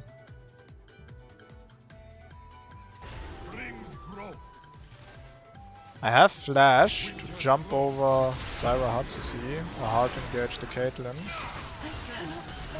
You shitting me? This Zyra has got to be fucking trolling. The Soraka, I mean. Dude, if I wasn't so well-behaved, composed, and non-toxic, I'd flame the fuck out of the Soraka right now. Not only did you deny me a fucking assist, but you stole the kill from your AD carry. What the fuck is wrong with you? We had that kill.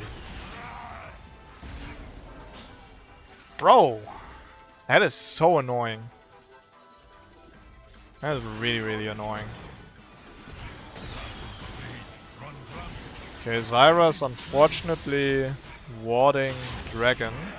Otherwise, doing Dragon right now could have actually been an option because Vi just showed top lane. And we have a pretty dominant bot lane now. So Dragon would have been cool, but I'm not gonna risk it. I'm gonna clear my blue side as fast as possible and hope top lane doesn't need a gank because I wanna reset and path bot lane again to look at Dragon. Cause Vi might do Dragon now that they have vision over it. And my bot lane is dying. Okay, that Dragon is gone.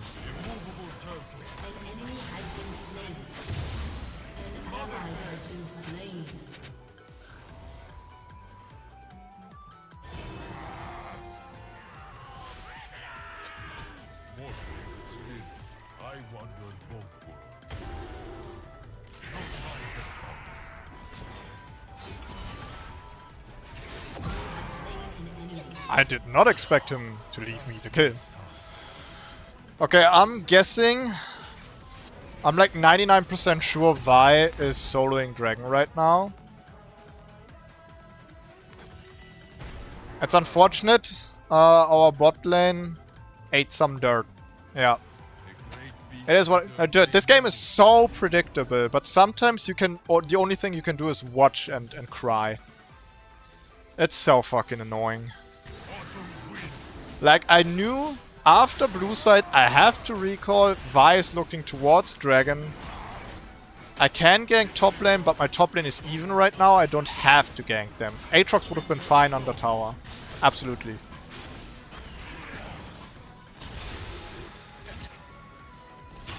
Right, they're fucking dead again. An ally has been slain.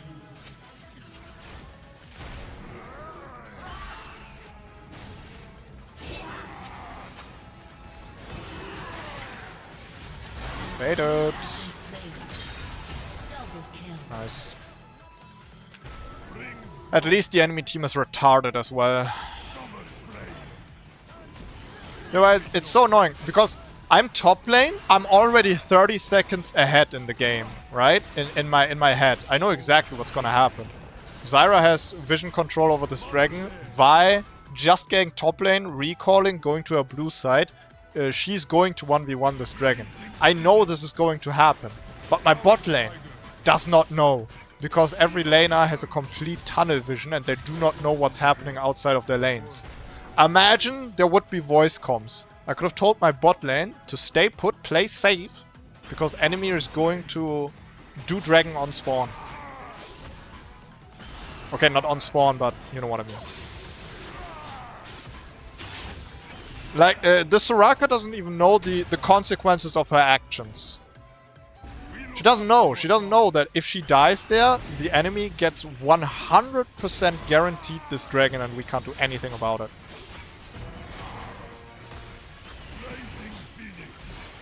Fucking hate that. Oh, great. GG. And I don't get my awakened turtle in time. That's just lovely. I love that. I love that. I love that. Fuck my disgusting retard bot lane. I'm tilted now, bro. I'm so tilted now. That threw my entire game plan out the window. Those grubs were greedy. I was looking for a greedy play to get back into the game. It might not look this way, but I'm behind as fuck.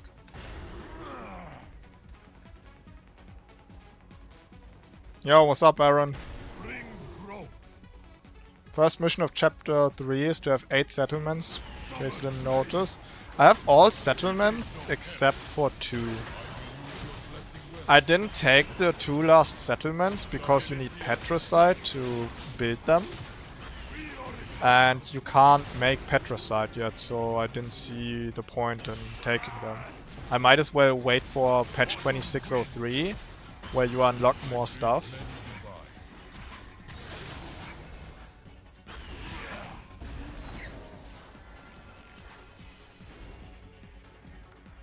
Might as well wait to unlock more stuff. So you can more easily take the encampments. And then actually build them too. I saw some people on Twitter who are like who like show screenshots of how they took all the encampments, but you can't build on them because you don't have fucking Petricide. So they wasted so many turns just so to clear that level. Nice, Soraka, keep running it down. Fucking retard, bro. 0 map awareness on this bitch.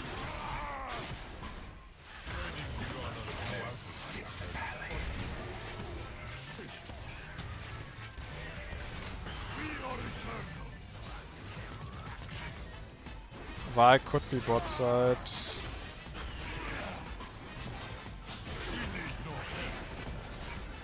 I'm ready for when it happens.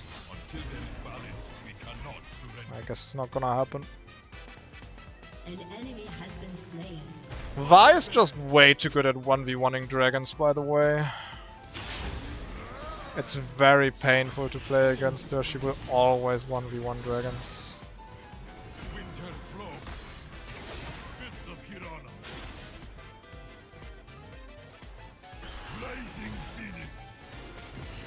Oh, -1.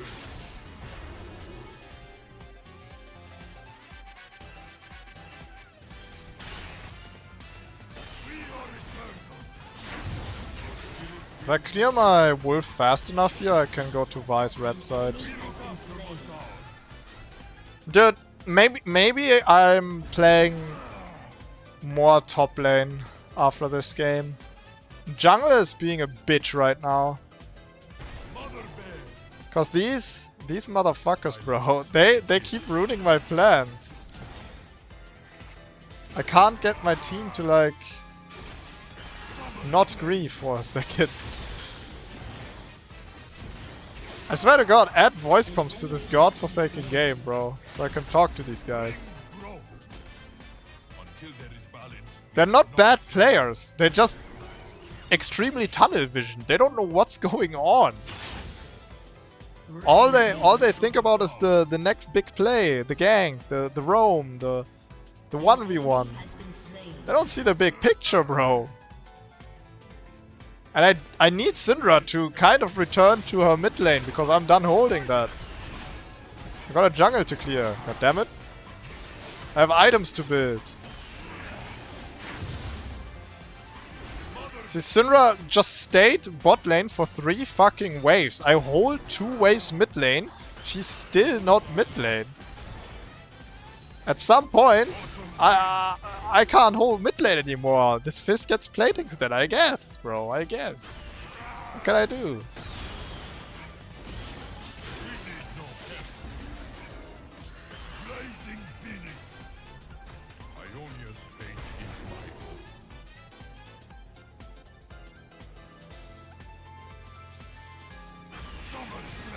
I really want to go base, but bot lane could be gankable. I have flash up too. If Vi counter ganks this, we eat shit. But if she's not here, we get ahead. We get back into the game. So the potential is massive. If they don't show here though, I can go back. Yeah, no, I'm not going this deep. It's fine.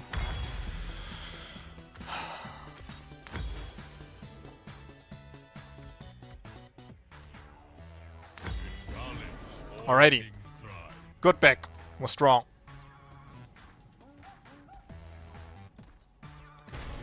Can just split push rather than fight. The team fights and black to one behind. One who shows up, like complain against you. Yeah. It's nice when you have a champion playstyle or item build that is very ego and you don't have to really count on your teammates to. Oh, that sucks. You don't really have to count on your teammates to help. Ah, yeah, that was grief, little guppy. That was grief right there.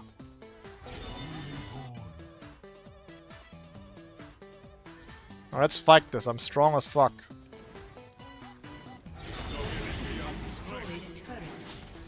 Your team has destroyed a turret.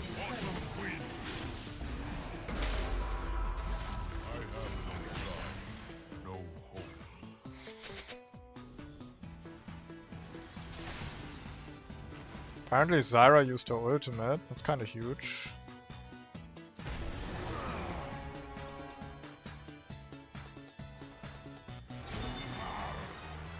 I bridge many divides. Springs grow. Begins. Mother Bear.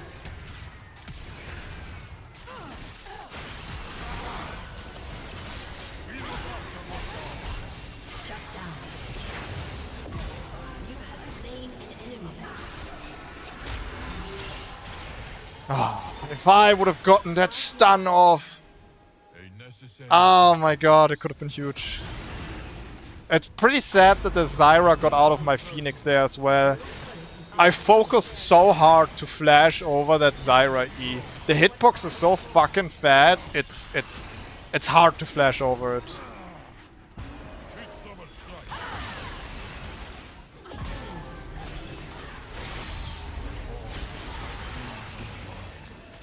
Yeah, don't fucking face check me, you pussies. That's Udyr supremacy right there. I had to focus so hard to flash that Zyra E. I wanted to get the Awakened Phoenix slap insta-kill on Zyra and then focus the Caitlyn.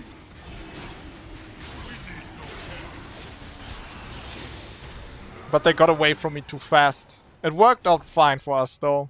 Like the stat supremacy is crazy. Make no mistake, once Udyr finishes his items, he's a fucking menace. You don't want to mess with this. We just pulled this entire game big time into our favor.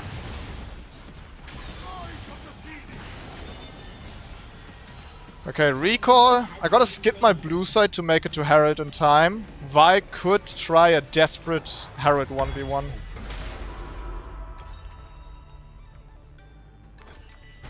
Forgot my bonus gold from cashback. Actually allows me to get Dark Seal here. Pretty big.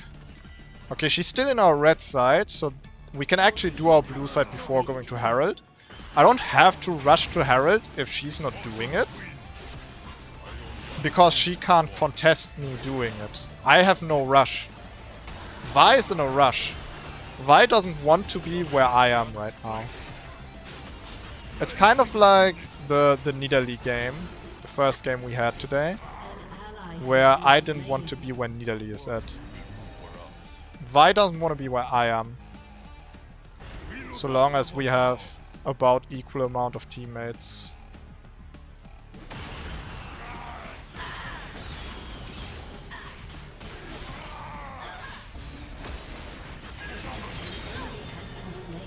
The fact that neither Caitlyn nor Zyra was there really surprises me.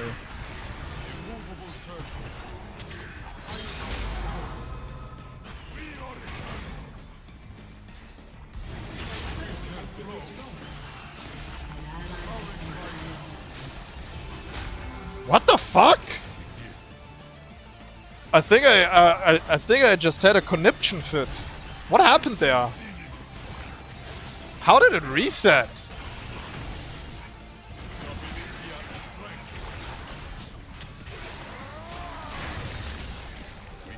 Give me that.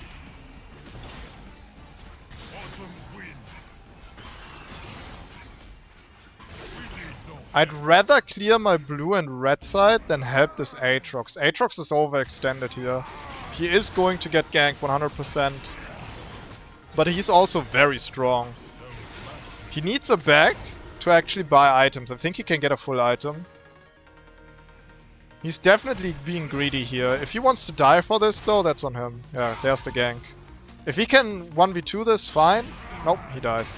So I could have been top lane, but honestly, if 3 people are there, I couldn't have helped him anyway. And he gets a full item. Like, why were you there, Aatrox? Why were you there? Legit just recall. Legit just recall.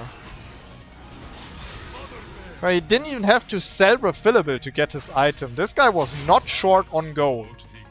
He did not need these minions.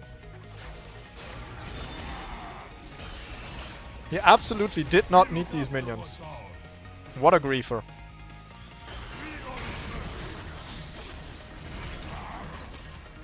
I haven't gotten an Aegis of Valor yet, no. I haven't gotten hard filled in ranked games yet, though. But I haven't played a lot of ranked yet anyway. I've heard junglers can also get Aegis of Valor, even without being filled, because they are playing a role that you often get filled in. We'll see when that happens for me.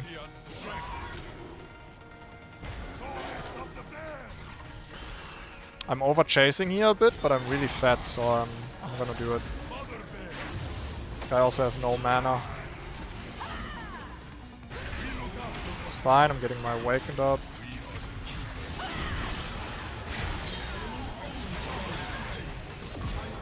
You don't got the damage to kill me! I know my limits! I know my limits! And you don't know yours! You don't know your champions. You're a mere novice. An apprentice.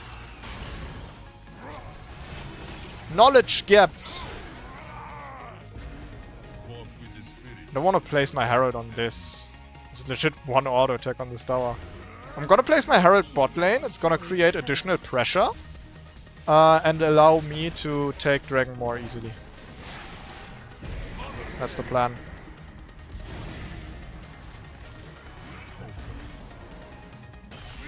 They should only have Vi available to actually check for Dragon if they send anyone at all. And if they send Vi, I 1v1 her.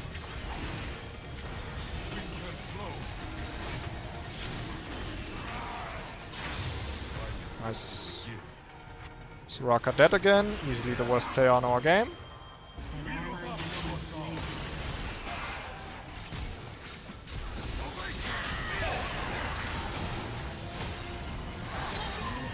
Oh god. Nah. Damn. I did not expect the all-in on me there.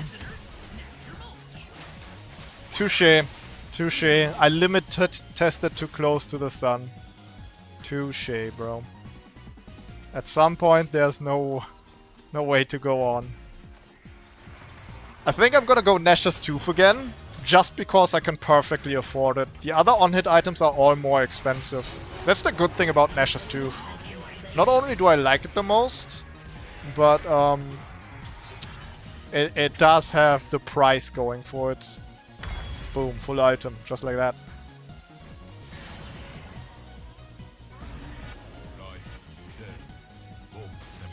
Well, it's kind of interesting when you think about it where we are right now, rune-wise. Like, we have cash back right now. We get gold from buying items, which is such an obvious way for rune to work that would interact with gold. It makes sense, right? Remember when we had futures market, where you would get, you could go into debt, and the longer the game went, the more you can go into debt. You could have like minus gold. That was so fucking weird, wasn't it? Low key though, futures market is probably stronger than cashback.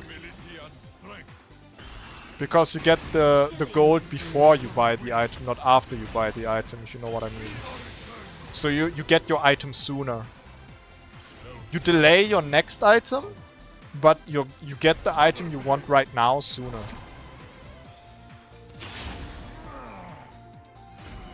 Why does Udyr build that item first? As far as I understand, the puzzle doesn't synergize well with him. I did explain it in very, very fine detail at the start of the stream. You are watching from YouTube, Aaron, so you can rewind that, watch the VOD. I explain why Dusk Dawn is really good on Udyr if you itemize and play around it. It's a very lengthy explanation. I think if I would explain it right now, I couldn't do it justice. The gist of it is, buy an on-hit item like Nash's Tooth, Titanic Hydra, Wit's End, one of these, so you have like on-hit items that make Dusk Dawn more worth, and build ability haste and use your stances right, and then it's worth it. That's the gist of it. It's definitely a good item on Udyr, I can assure you.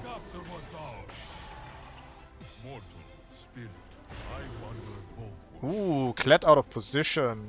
I'm ready to limit test again, boy. Oh, where are you going? Where are you going, sugar tits? You can't run from this.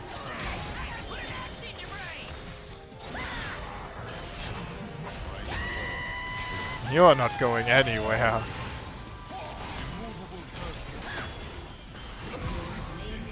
Oh yeah. That felt good. We could be greedy and go for another on-hit item. We're super ahead. If we want to play it safe, we would get a magic resist item. But Fizz and Zyra are not really fed. So as long as I get an item that provides me with health, that also makes me tankier. We could go Wit's End here. A little bit of tenacity wouldn't hurt. I get another on-hit, and I get magic resistance. Tenacity would be the smart choice. But my mind is telling me to go Titanic Hydra because it's more fun. It's also a decent option. It's not often that you're this far ahead, right? I'm 7-2, I'm fucking... I'm a beast right now. I can build whatever the fuck I want. And then my next item can be serious again.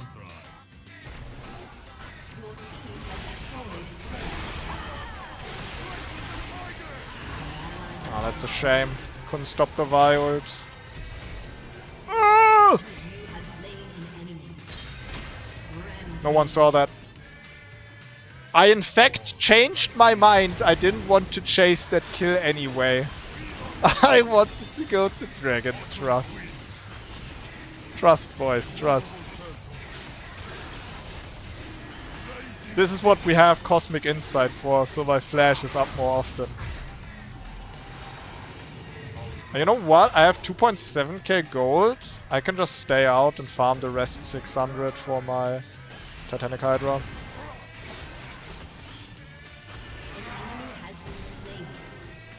We should do Baron. If we do Baron, I have the gold for Titanic Hydra.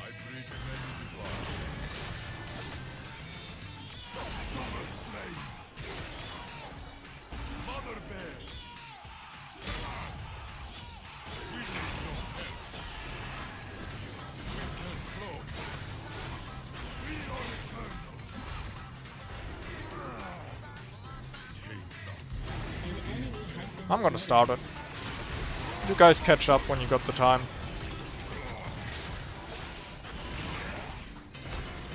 This ability haste feels so great on Udyr.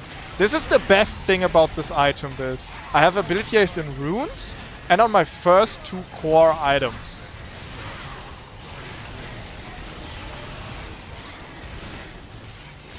The usual meta Udyr build does not involve any ability haste at all, which is just so sad. That is so sad. It makes Udyr feel much less smooth. Watch this, guys. Q, Dusk Dawn proc, Awaken Q, auto reset. Oh my god. He is applying 100 on hits a second. Oh shit. Somebody has to stop that guy, huh? Might as well be me. Oh, Kled, I have to limit test. Come here, boy.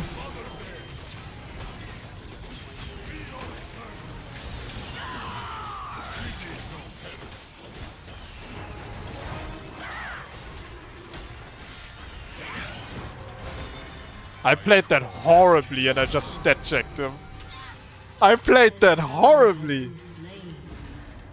I don't know why I'm so hyped about that. I played that bad. But I just stat checked him while playing it right. I knew he would have Ignite. So I thought about playing it safer and longer, but I just wanted to get it done with. Kill him fast. Oh, you think you can take your red buff at this point of the game?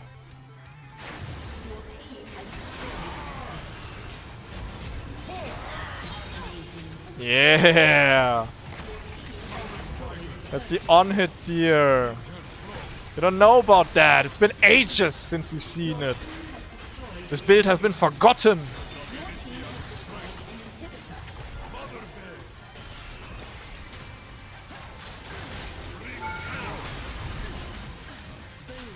I actually deal so much turret damage with Titanic Hydra Dusk Dawn. This is kind of technology. Well, I need to test something out in a custom game in a second. This is kind of technology. Uh-oh. Take him.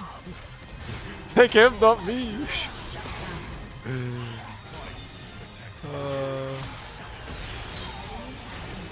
Later, bitch.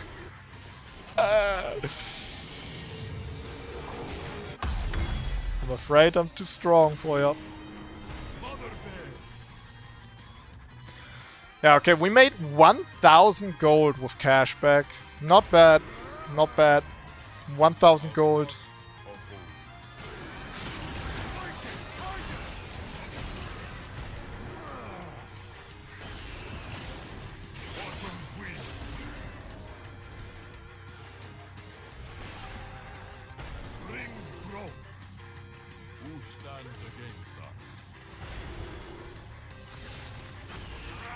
Where's the Kled? There you are.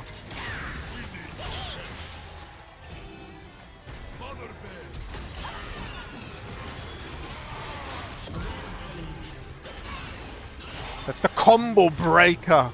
The double on hit! The Titanic auto reset! Ba ba ba! autos come out so fast you don't know what's happening to you. I dismantle you. We look after what's ours. Move on.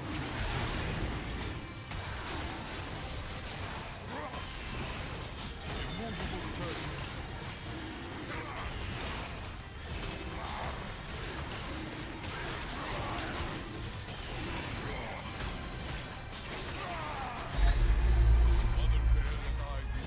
Alright, let's finish this. We got the soul.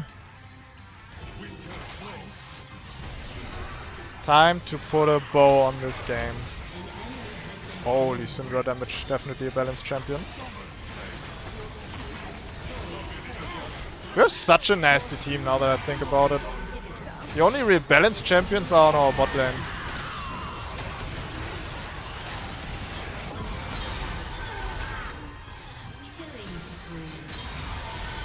Oh my god, what a fucking differential.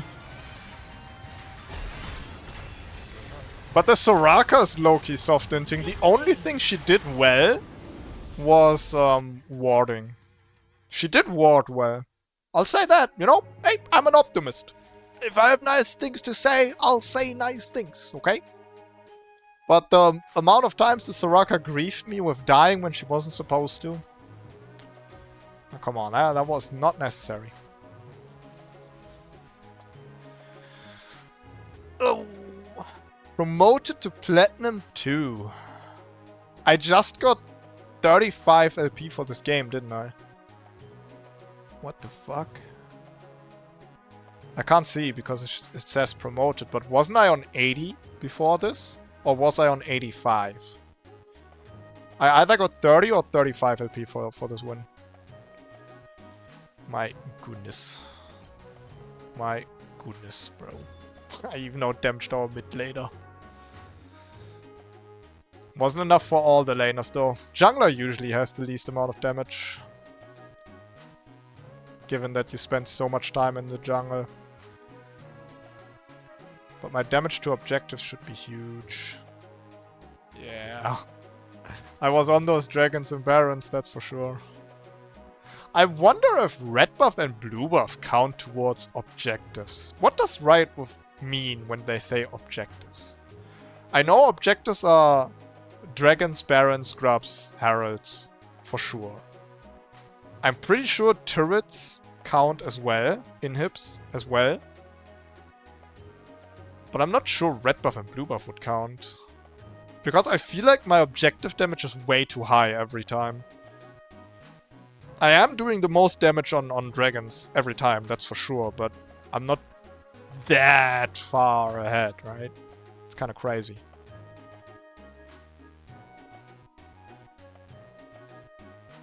Then again, if you look at my total damage dealt... Oh well.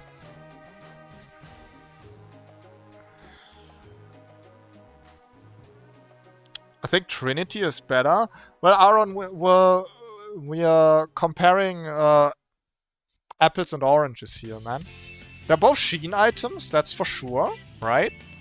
But you can't just say Trinity is better, end of discussion, because Trinity, you would most of the time at least play on a Q-Max Udyr build, while Dusk and Dawn, you will always play on a Phoenix build. You can play Trinity Force on Phoenix Udyr as well, but then it would be worse, of course. That's two completely different Udyrs that try to do two completely different things. A Trinity Udyr is singling out one target and bursting it with superior attack damage, sheen damage, and movement speed. And a Dusk and Dawn Udyr is looking to provide consistent damage in a team fight. And while I am focusing one target first and then going to the next, I am doing AoE damage, and I am looking to hurt and hard CC multiple targets at the same time. The game plan between Trinity Force and Dusk and Dawn is a completely different one. I think, like, it always depends on the context. If we're talking about split push Udyr top lane, Yeah, Trinity Force is better. It will always be better. Trinity Force is way better for 1v1, and it's way better for taking turrets. If we're looking for team fighting as jungle Udyr, Dusk and Dawn is way better. Because it provides you with more tankiness. It's cheaper, so you can get the spike earlier. The ability power gives you a bigger shield for your turtle. So that gives you more sustain as well. Right? The AoE is better for your Phoenix because you get ability power. Like, it's a way better team fighter. It always depends.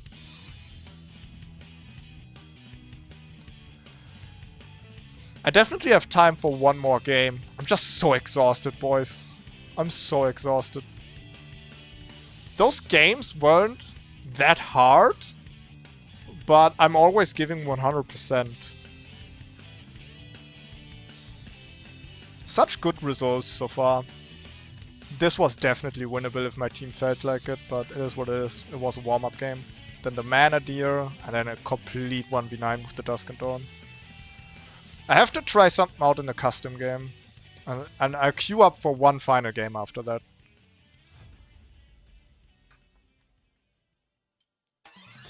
I have to try something out.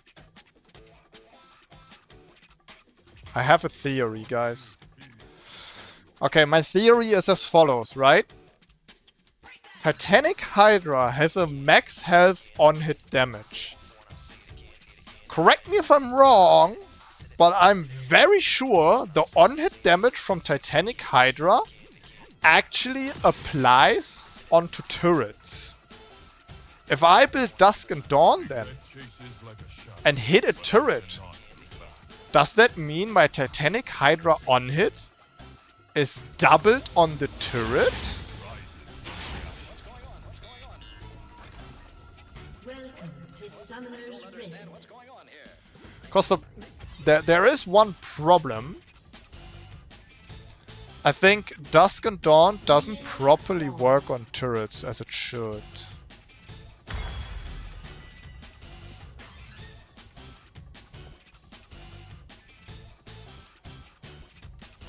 So if I go hit a turret while I have Dusk and Dawn active,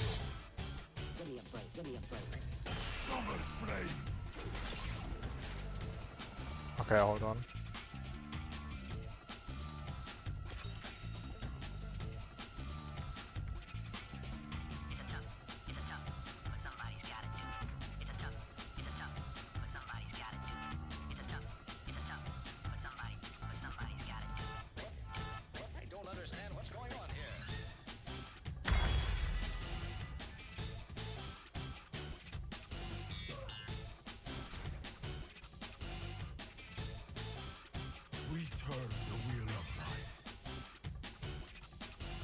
How will I know if my Titanic Hydra is damaging the turret or not? Give me a break, give me a break.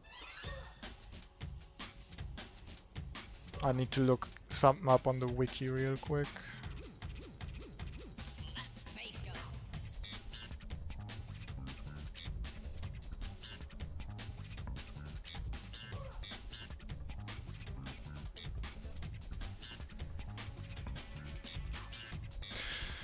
Cleave's on-hit damage will apply to structures, but its cone will not trigger while attacking them. Okay, so yeah.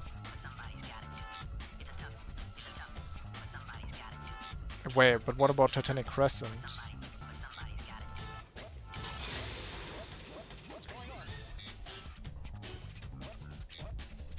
Wait. Wait.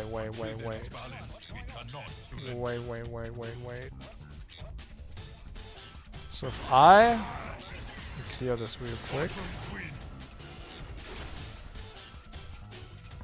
So if I hit him right now, I deal...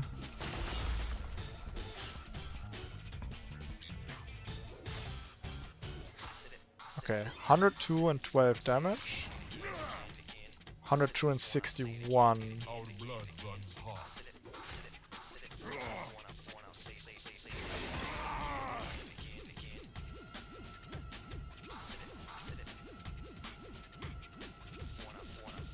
Okay. It works. Yeah, it works. It works. It works. It actually works. Orange tiger. It works. It works. It works. That's crazy. It works. So if you use Dusk and Dawn, it triggers your on-hits twice. Titanic Hydra's on-hit damages turrets. And that on-hit triggers twice as well. So Dusk and Dawn Titanic Hydra is actually like a split push or siege technology. Tecnologia! Tecnologia! That is beautiful. Victory. The Akatsuki Udyr. Yep. Classic. Classic Edgelord skin. Try Hullbreaker. Hullbreaker works with Dusk and Dawn as well, but it doesn't work on turrets. Like, if I activate Dusk and Dawn and I hit a minion, I get 2 Hullbreaker stacks. So you can stack Hullbreaker with Dusk and Dawn faster. It's actually a combo, it works. But if I use Dusk and Dawn and hit a turret, I only get 1 Hullbreaker stack. I don't know why. I think that's a bug. I've tried that out before. It's definitely still a good combo. I can recommend that. If the enemy doesn't have too much max health damage and or you have already enough armor and magic resistance to not worry about that, you can combine Dusk and Dawn and Hullbreaker.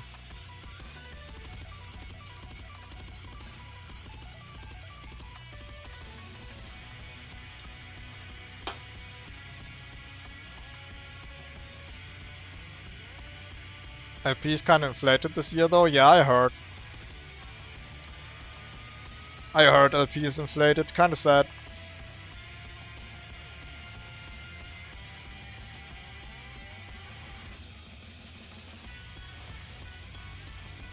But honestly, if that gets me back to Diamond faster, then I fucking take it. Cause I don't belong in fucking Platinum, bro. It's like a massacre in a kindergarten.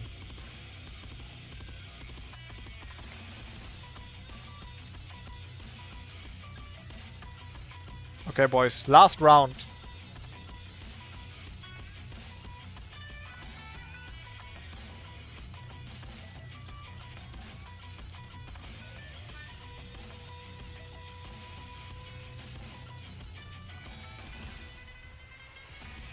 The little guy is annoying, asking how old are you, Officer Wild? Who is asking? I don't think that's annoying. I think that's a fair question. But I didn't see that question at all.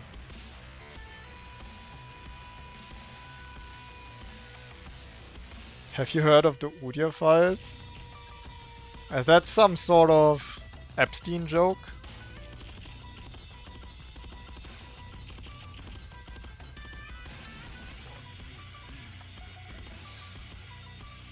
What custom skin should we whip out? Akuma Udyr, Dragon Ball Udyr, or Akatsuki Udyr? I did just play the Akatsuki Udyr. Let's do the Dragon Ball Udyr.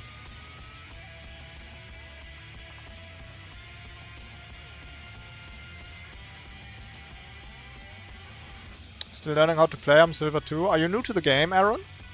Or have you just started playing ranked? It's still so baffling to me that fresh people are coming to League. It's so strange. When I see League and their player base, all I see is either people that have been here for years, and if there's like a low-level account, I check their profile, and so often it's a bot account. You can instantly tell. I don't see any new accounts, but obviously I don't see any new accounts because I'm like level 700 or some shit. So to me, like, new players joining the game is a myth. It's just a myth to me.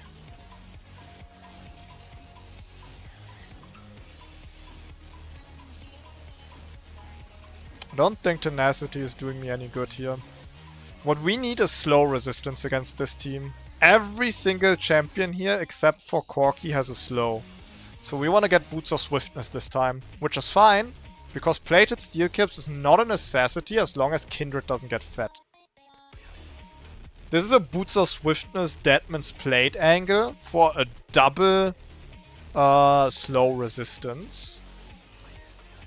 We could consider going Mercury Threads and Deadman's Plate. Because while Mercury Threads don't reduce the amount of slow, they reduce the duration of the slow, and sometimes that's worth more.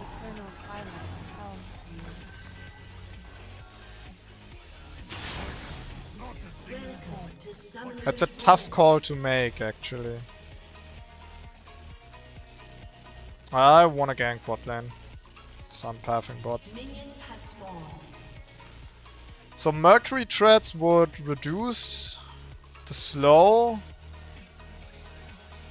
but it wouldn't reduce the suppression from Mal's ult, it wouldn't reduce the knockup from Q and ult from Nami.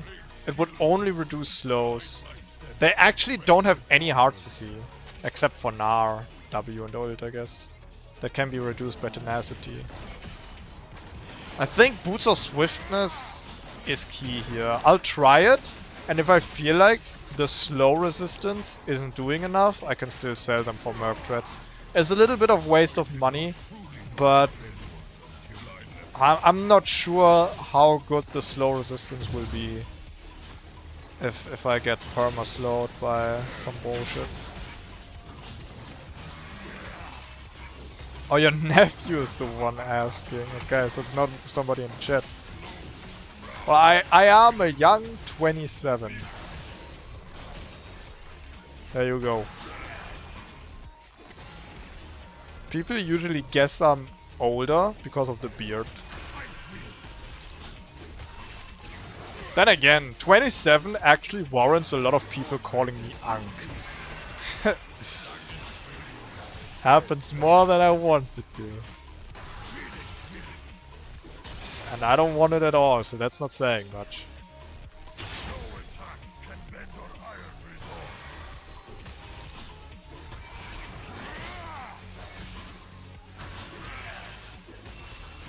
Okay, our bot lane is pushing in hard. So ganking them is gonna be tough.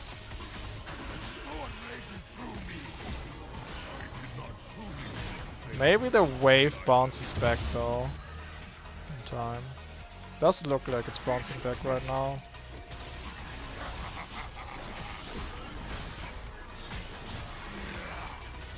No, they're still shoving it.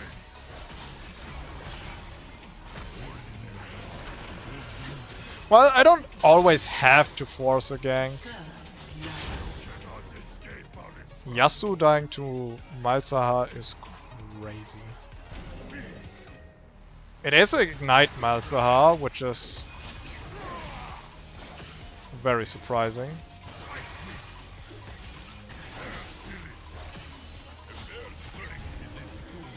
I'm guessing Kindred is on the other Scuttle Crab. I want to check just in case. Oh, she's going there right now.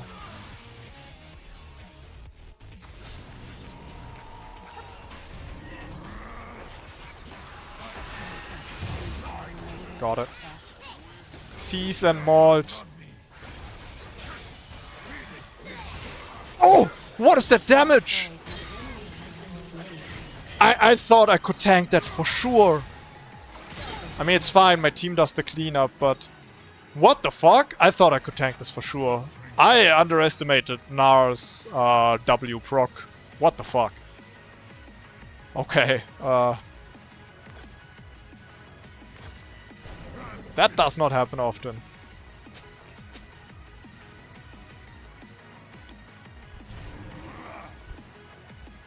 I love your old Japanese rock music. Which one? Somewhere in my playlist, apparently. Old rock music. Could be from the Yakuza games. I have some Yakuza tracks in here.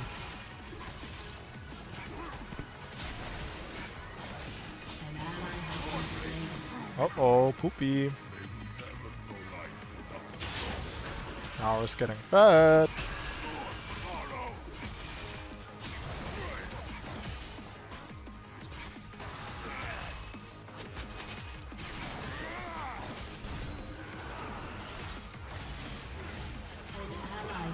That sucks.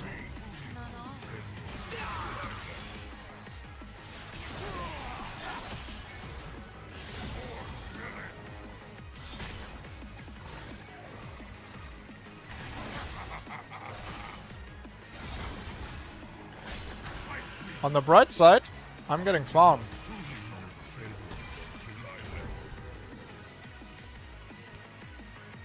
That lag in that set game was crazy. Yeah. And I had frame drops the entire evening. That lag definitely was something else, bro. That shit pissed me off.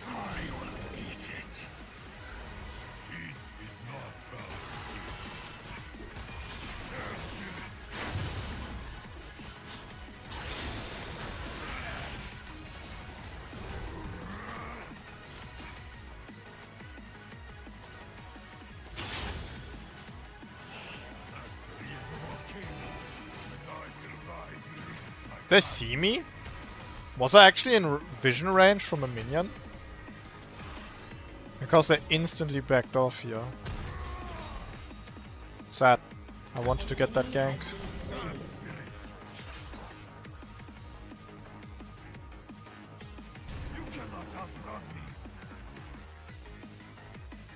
My nephew says Happy Ramadan, Mr. Wild.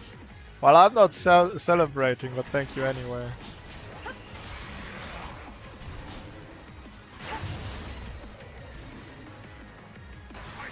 How fast is she rush boots?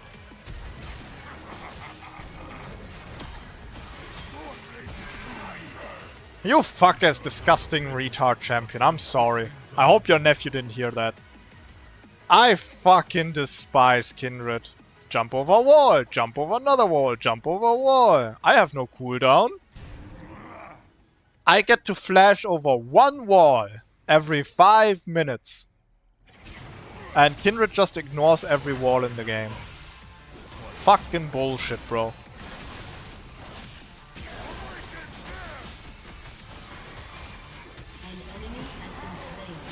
And she rushes tier 2 boots. There's actually no chance I can touch her. That's so nasty, bro. She can't get away with that. She might actually counter jungle my red side right now. But I don't want to leave because grubs are about to spawn and I can do those on spawn without enemy team being able to stop me, I think.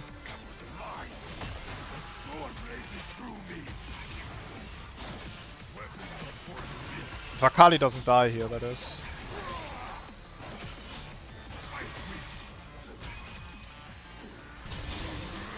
An enemy has been slain.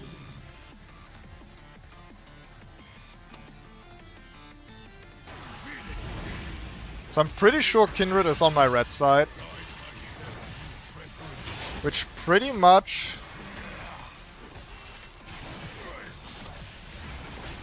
gives me grubs for free. Doesn't get any stacks out of doing my red side. She's only denying me my clear. But if I get grubs for that, that's super worth it.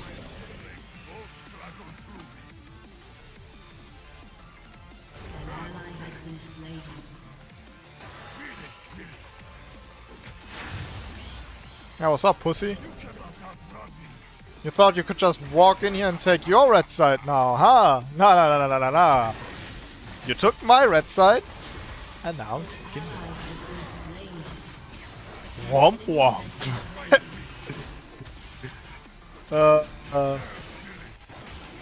I'm the jungler who has the pants on here. You do best to remember that, Kindred. You do best to fucking remember that. I could do Crux here, but it's too much of a risk to get caught. I can get my Sheen anyway, and doing Crux wouldn't get me enough gold for Dusk and Dawn. So it's high risk, no reward. She can have her Crux. It might actually fuck up her jungle pathing if I don't do them. As a matter of fact, she left my Crux as well, so I guess that's an even trade then. So now we're looking towards Dragon, because I'm way stronger than her, and our bot lane is winning too. So as long as Malza doesn't do some crazy shit, we should be good. I'm going for this. I'm going for this. Okay, boys, this is the make it or break it play. We have always known.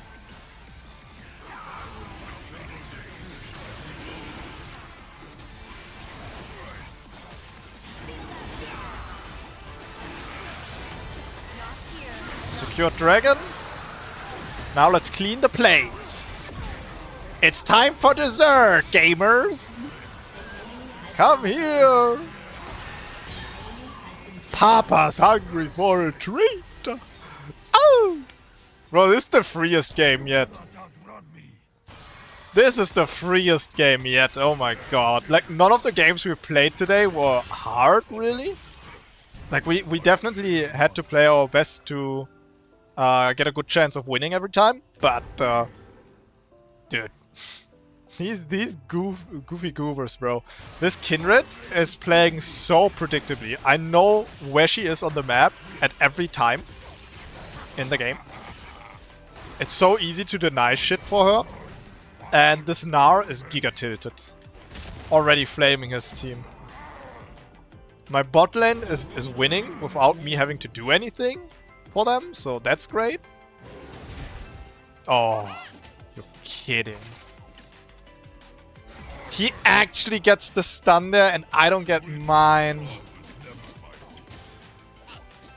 That is beyond fucked up.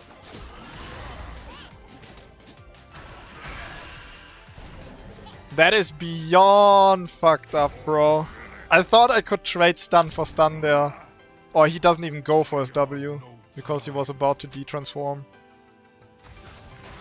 That hurts, that hurts, that hurts.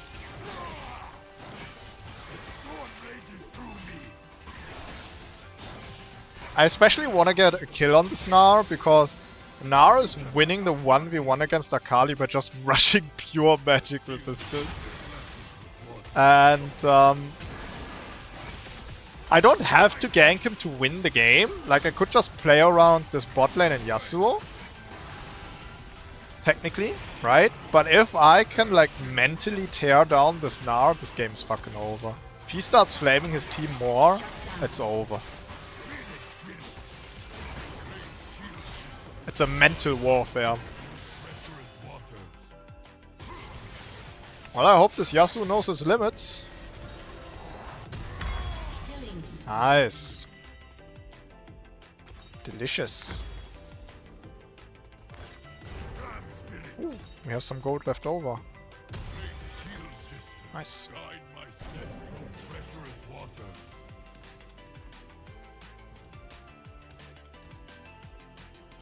Wild Summer, tell us what your favorite Udyr build is right now. My favorite Udyr build. My favorite Udyr build?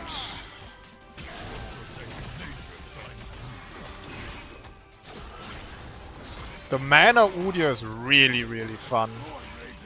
Like, you would think it's a scaling Udyr that's only super strong in the late game, but the truth is, the truth is, it's super strong in the late game and it's super strong after you finished your Fimbulwinter. It's very chill to just farm, and that could be my favorite build.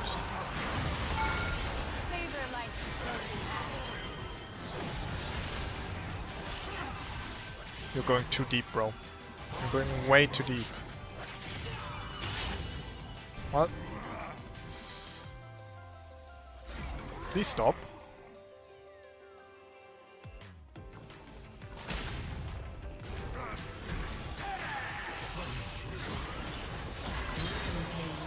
God damn it, Yasuo! God damn it, Yasuo! I'll tell you what, kid. You're tough to love, but you're harder to hate, goddammit. You want to make the play happen, I'll make the play happen.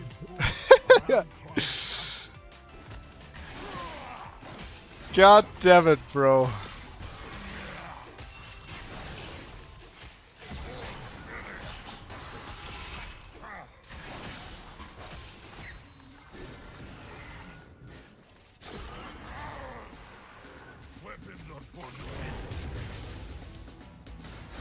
Why am I even ganking this clown? He's just rushing magic resistance. He's gonna be useless anyway. Doesn't matter if top lane wins or loses. There's no way this Gnar is getting anywhere with this item build. I got objectives to take. Dragon is actually spawning. I'm still on Herald. I'm behind on schedule. Alright, you all dead.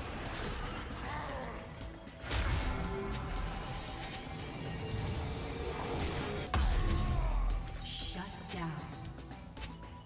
Shut down. Oh, now they're flaming each other. Ally has been slain. An ally has been slain.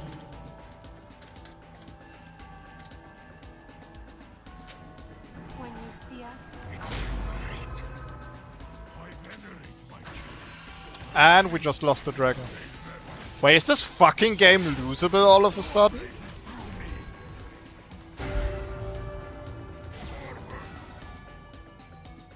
Bro, is this game losable?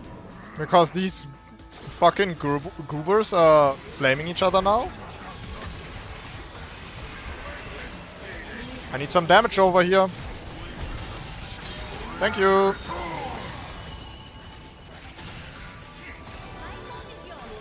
Has destroyed a turret.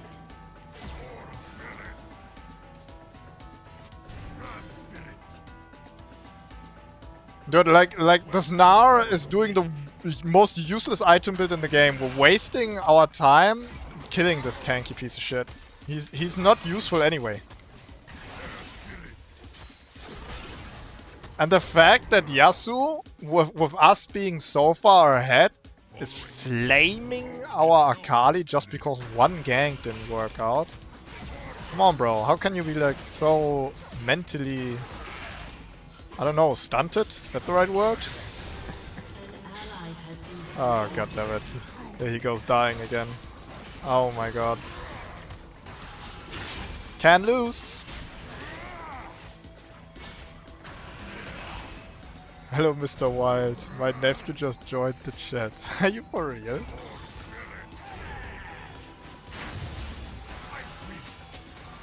Enemy killing. You have slain an Sit. enemy.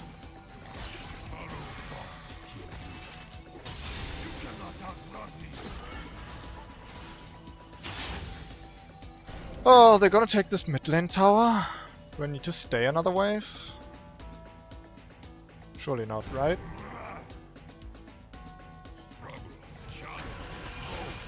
No, they're not gonna take it, bro.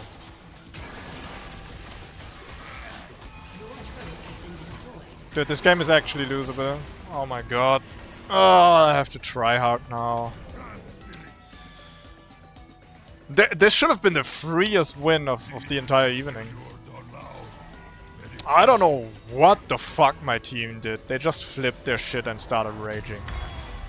I think we're still fine if we can secure the upcoming dragons for a soul as win con.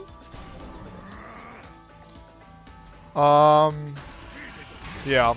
I think playing around dragon could actually be a coin flip with my team being as tilted as they are. I don't trust them to play as a team right now. We haven't done a team fight yet. I don't know how my team will pilot a team fight. Yasuo, you're too deep again, bro.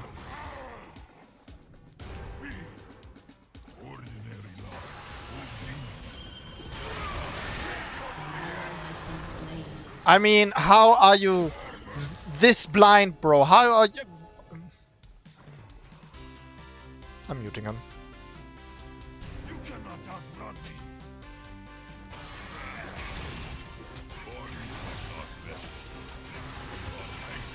Oh my god, bro. This Yasuo is constantly out of position. This Akali can't stop the split push from the full tank Gnar. I don't know what's happening. Nice guy, thanks for the rhyme. You've got this, brother. Alright. You're right, I'm the deer. I've won harder games today. There's no way we lose this one. Like, this shit was so easy in the beginning, and now Yasuo just decided to grief. But that won't stop us. As long as we can contest this dragon, we're right back into the game. I can drop my Herald. I need to drop my Herald actually, it's about to run out. See if I can crack the tower in the mid lane. And there go the surrender votes. Enemy double kill. An ally has been slain. Enemy rampage. Oh my... I channel the spirits I feel close to. Grand spirit.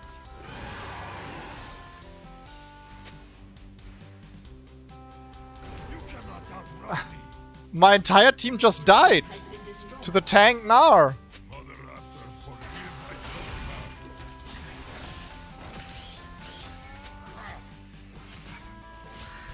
There goes the next dragon.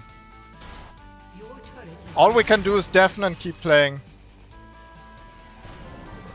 Dude, what the fuck, man?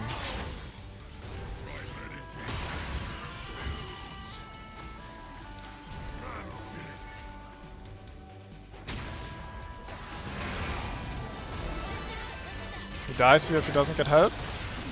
He gets help.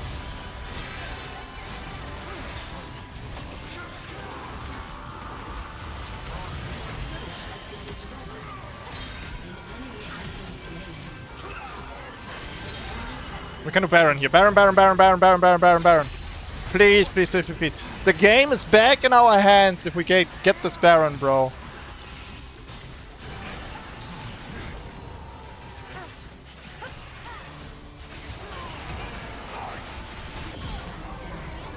Baron again. Fuck it, I can tank it.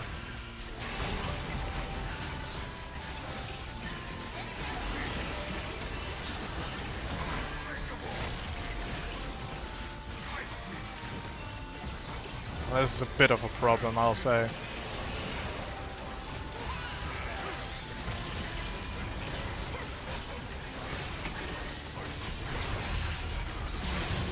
Okay. We gotta get the fuck out of here. Let her die. enemy double kill. The fact that it's a double kill is crazy. The seal sister blesses the quadruped soul. He doesn't die there, right? Surely not. How? No, why is he diving? What is happening? An ally has Oh been my slain. god, bro. What is this game? What is this game? This is not League of Legends. This is something entirely else. We're not playing League right now. Okay. Okay. What do I need to build to win? We need armor. We need magic resistance. I don't have any magic resistance yet. I have a lot of mixed damage plus Malzahar and a little bit of Nami.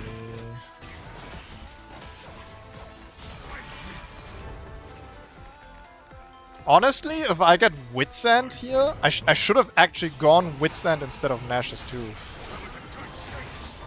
Oh my god, that fucking damage, are you kidding me?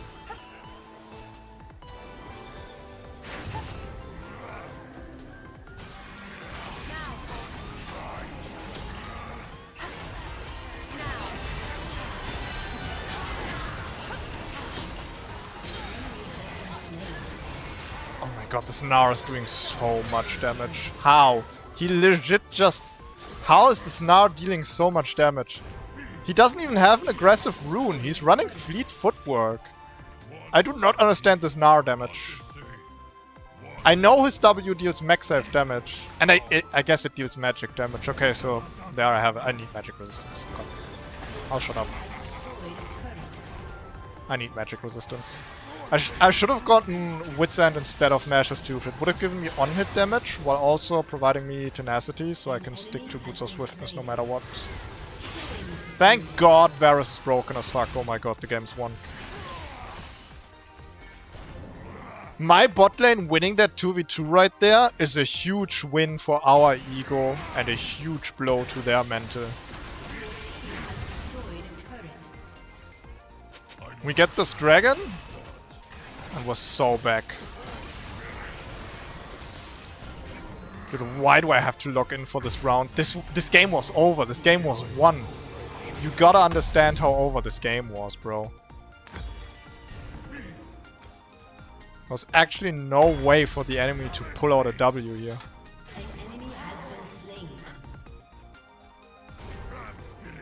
That's how 92% of my games go. I'm just left alone alive and all objectives are here. No one wants to win for real. Yeah. Sometimes as a jungler it feels like you're the only one who sees the whole picture and your team just doesn't realize that sometimes they're taking needless fights. They're not ready for the objectives, right? They don't see the game through the same eyes that you see it through.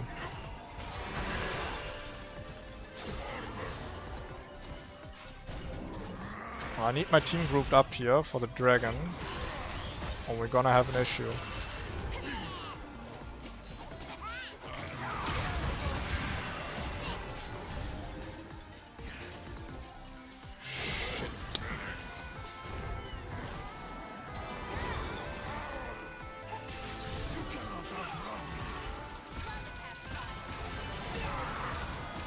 I need this Malza ult to go out, man. I can't be the one getting hit by it, bro. I'm too important. High key.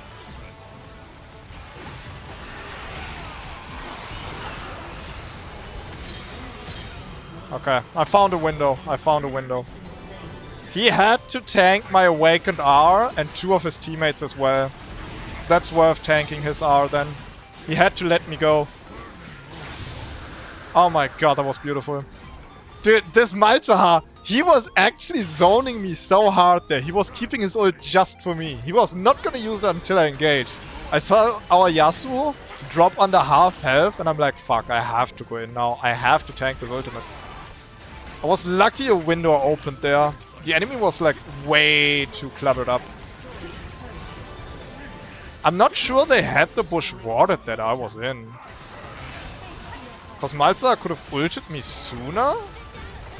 Or they could have like grouped up less.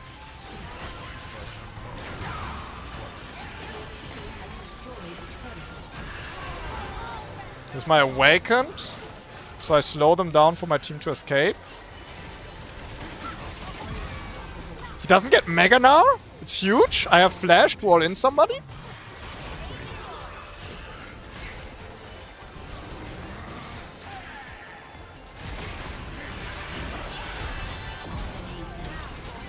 We're gliding? We're gliding?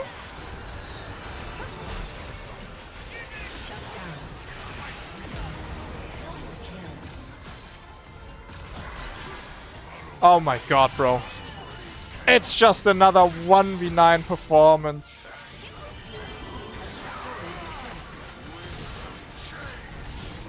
Come here, pussy.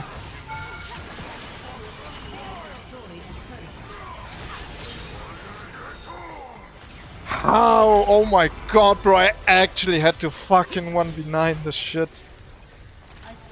Oh my fuck, it's so exhausting. Low elo is so exhausting, bro.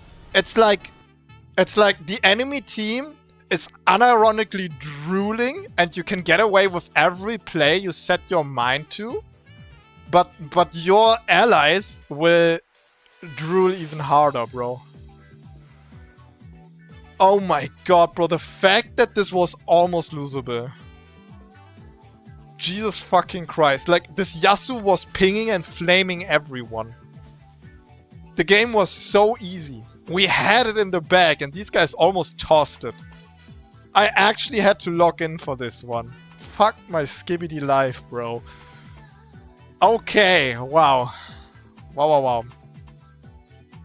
But even if we would have lost this one, I think it would have been fine, considering how much we won today. My god. Wow. Okay, so I think this is where I'm gonna call it. Boys, I've thoroughly enjoyed today. Thank you so much for hanging out and spending some time. Safe to say, the on-hit deer has crazy potential. We'll have to see how much better we perform in Diamond once we get there. I'm confident this item build will carry me through Emerald swimmingly. Like, the games today, I was just clobbering these guys. Platinum is no challenge for me, right? We'll have to see how this performs in Diamond when the enemy picks more disgusting team comps and will allow me to not hit my auto attacks as much as the enemies are now. And I will have to rely more on my Awakened. But yeah, for now, Mana Deer top lane, on-hit Udyr in the jungle. We made a bunch of LP today. I'm happy with that. I'm heading out. Thank you so much for hanging out. If you want to keep up to date with everything I do, you can follow my Twitter at @wild_Udyr. You want to see some quality content, head over to YouTube or Wild Udyr on YouTube whenever I upload there. And if you like neither of that stuff, I just catch you back on my stream. Stay healthy, stay hydrated, and most important of all,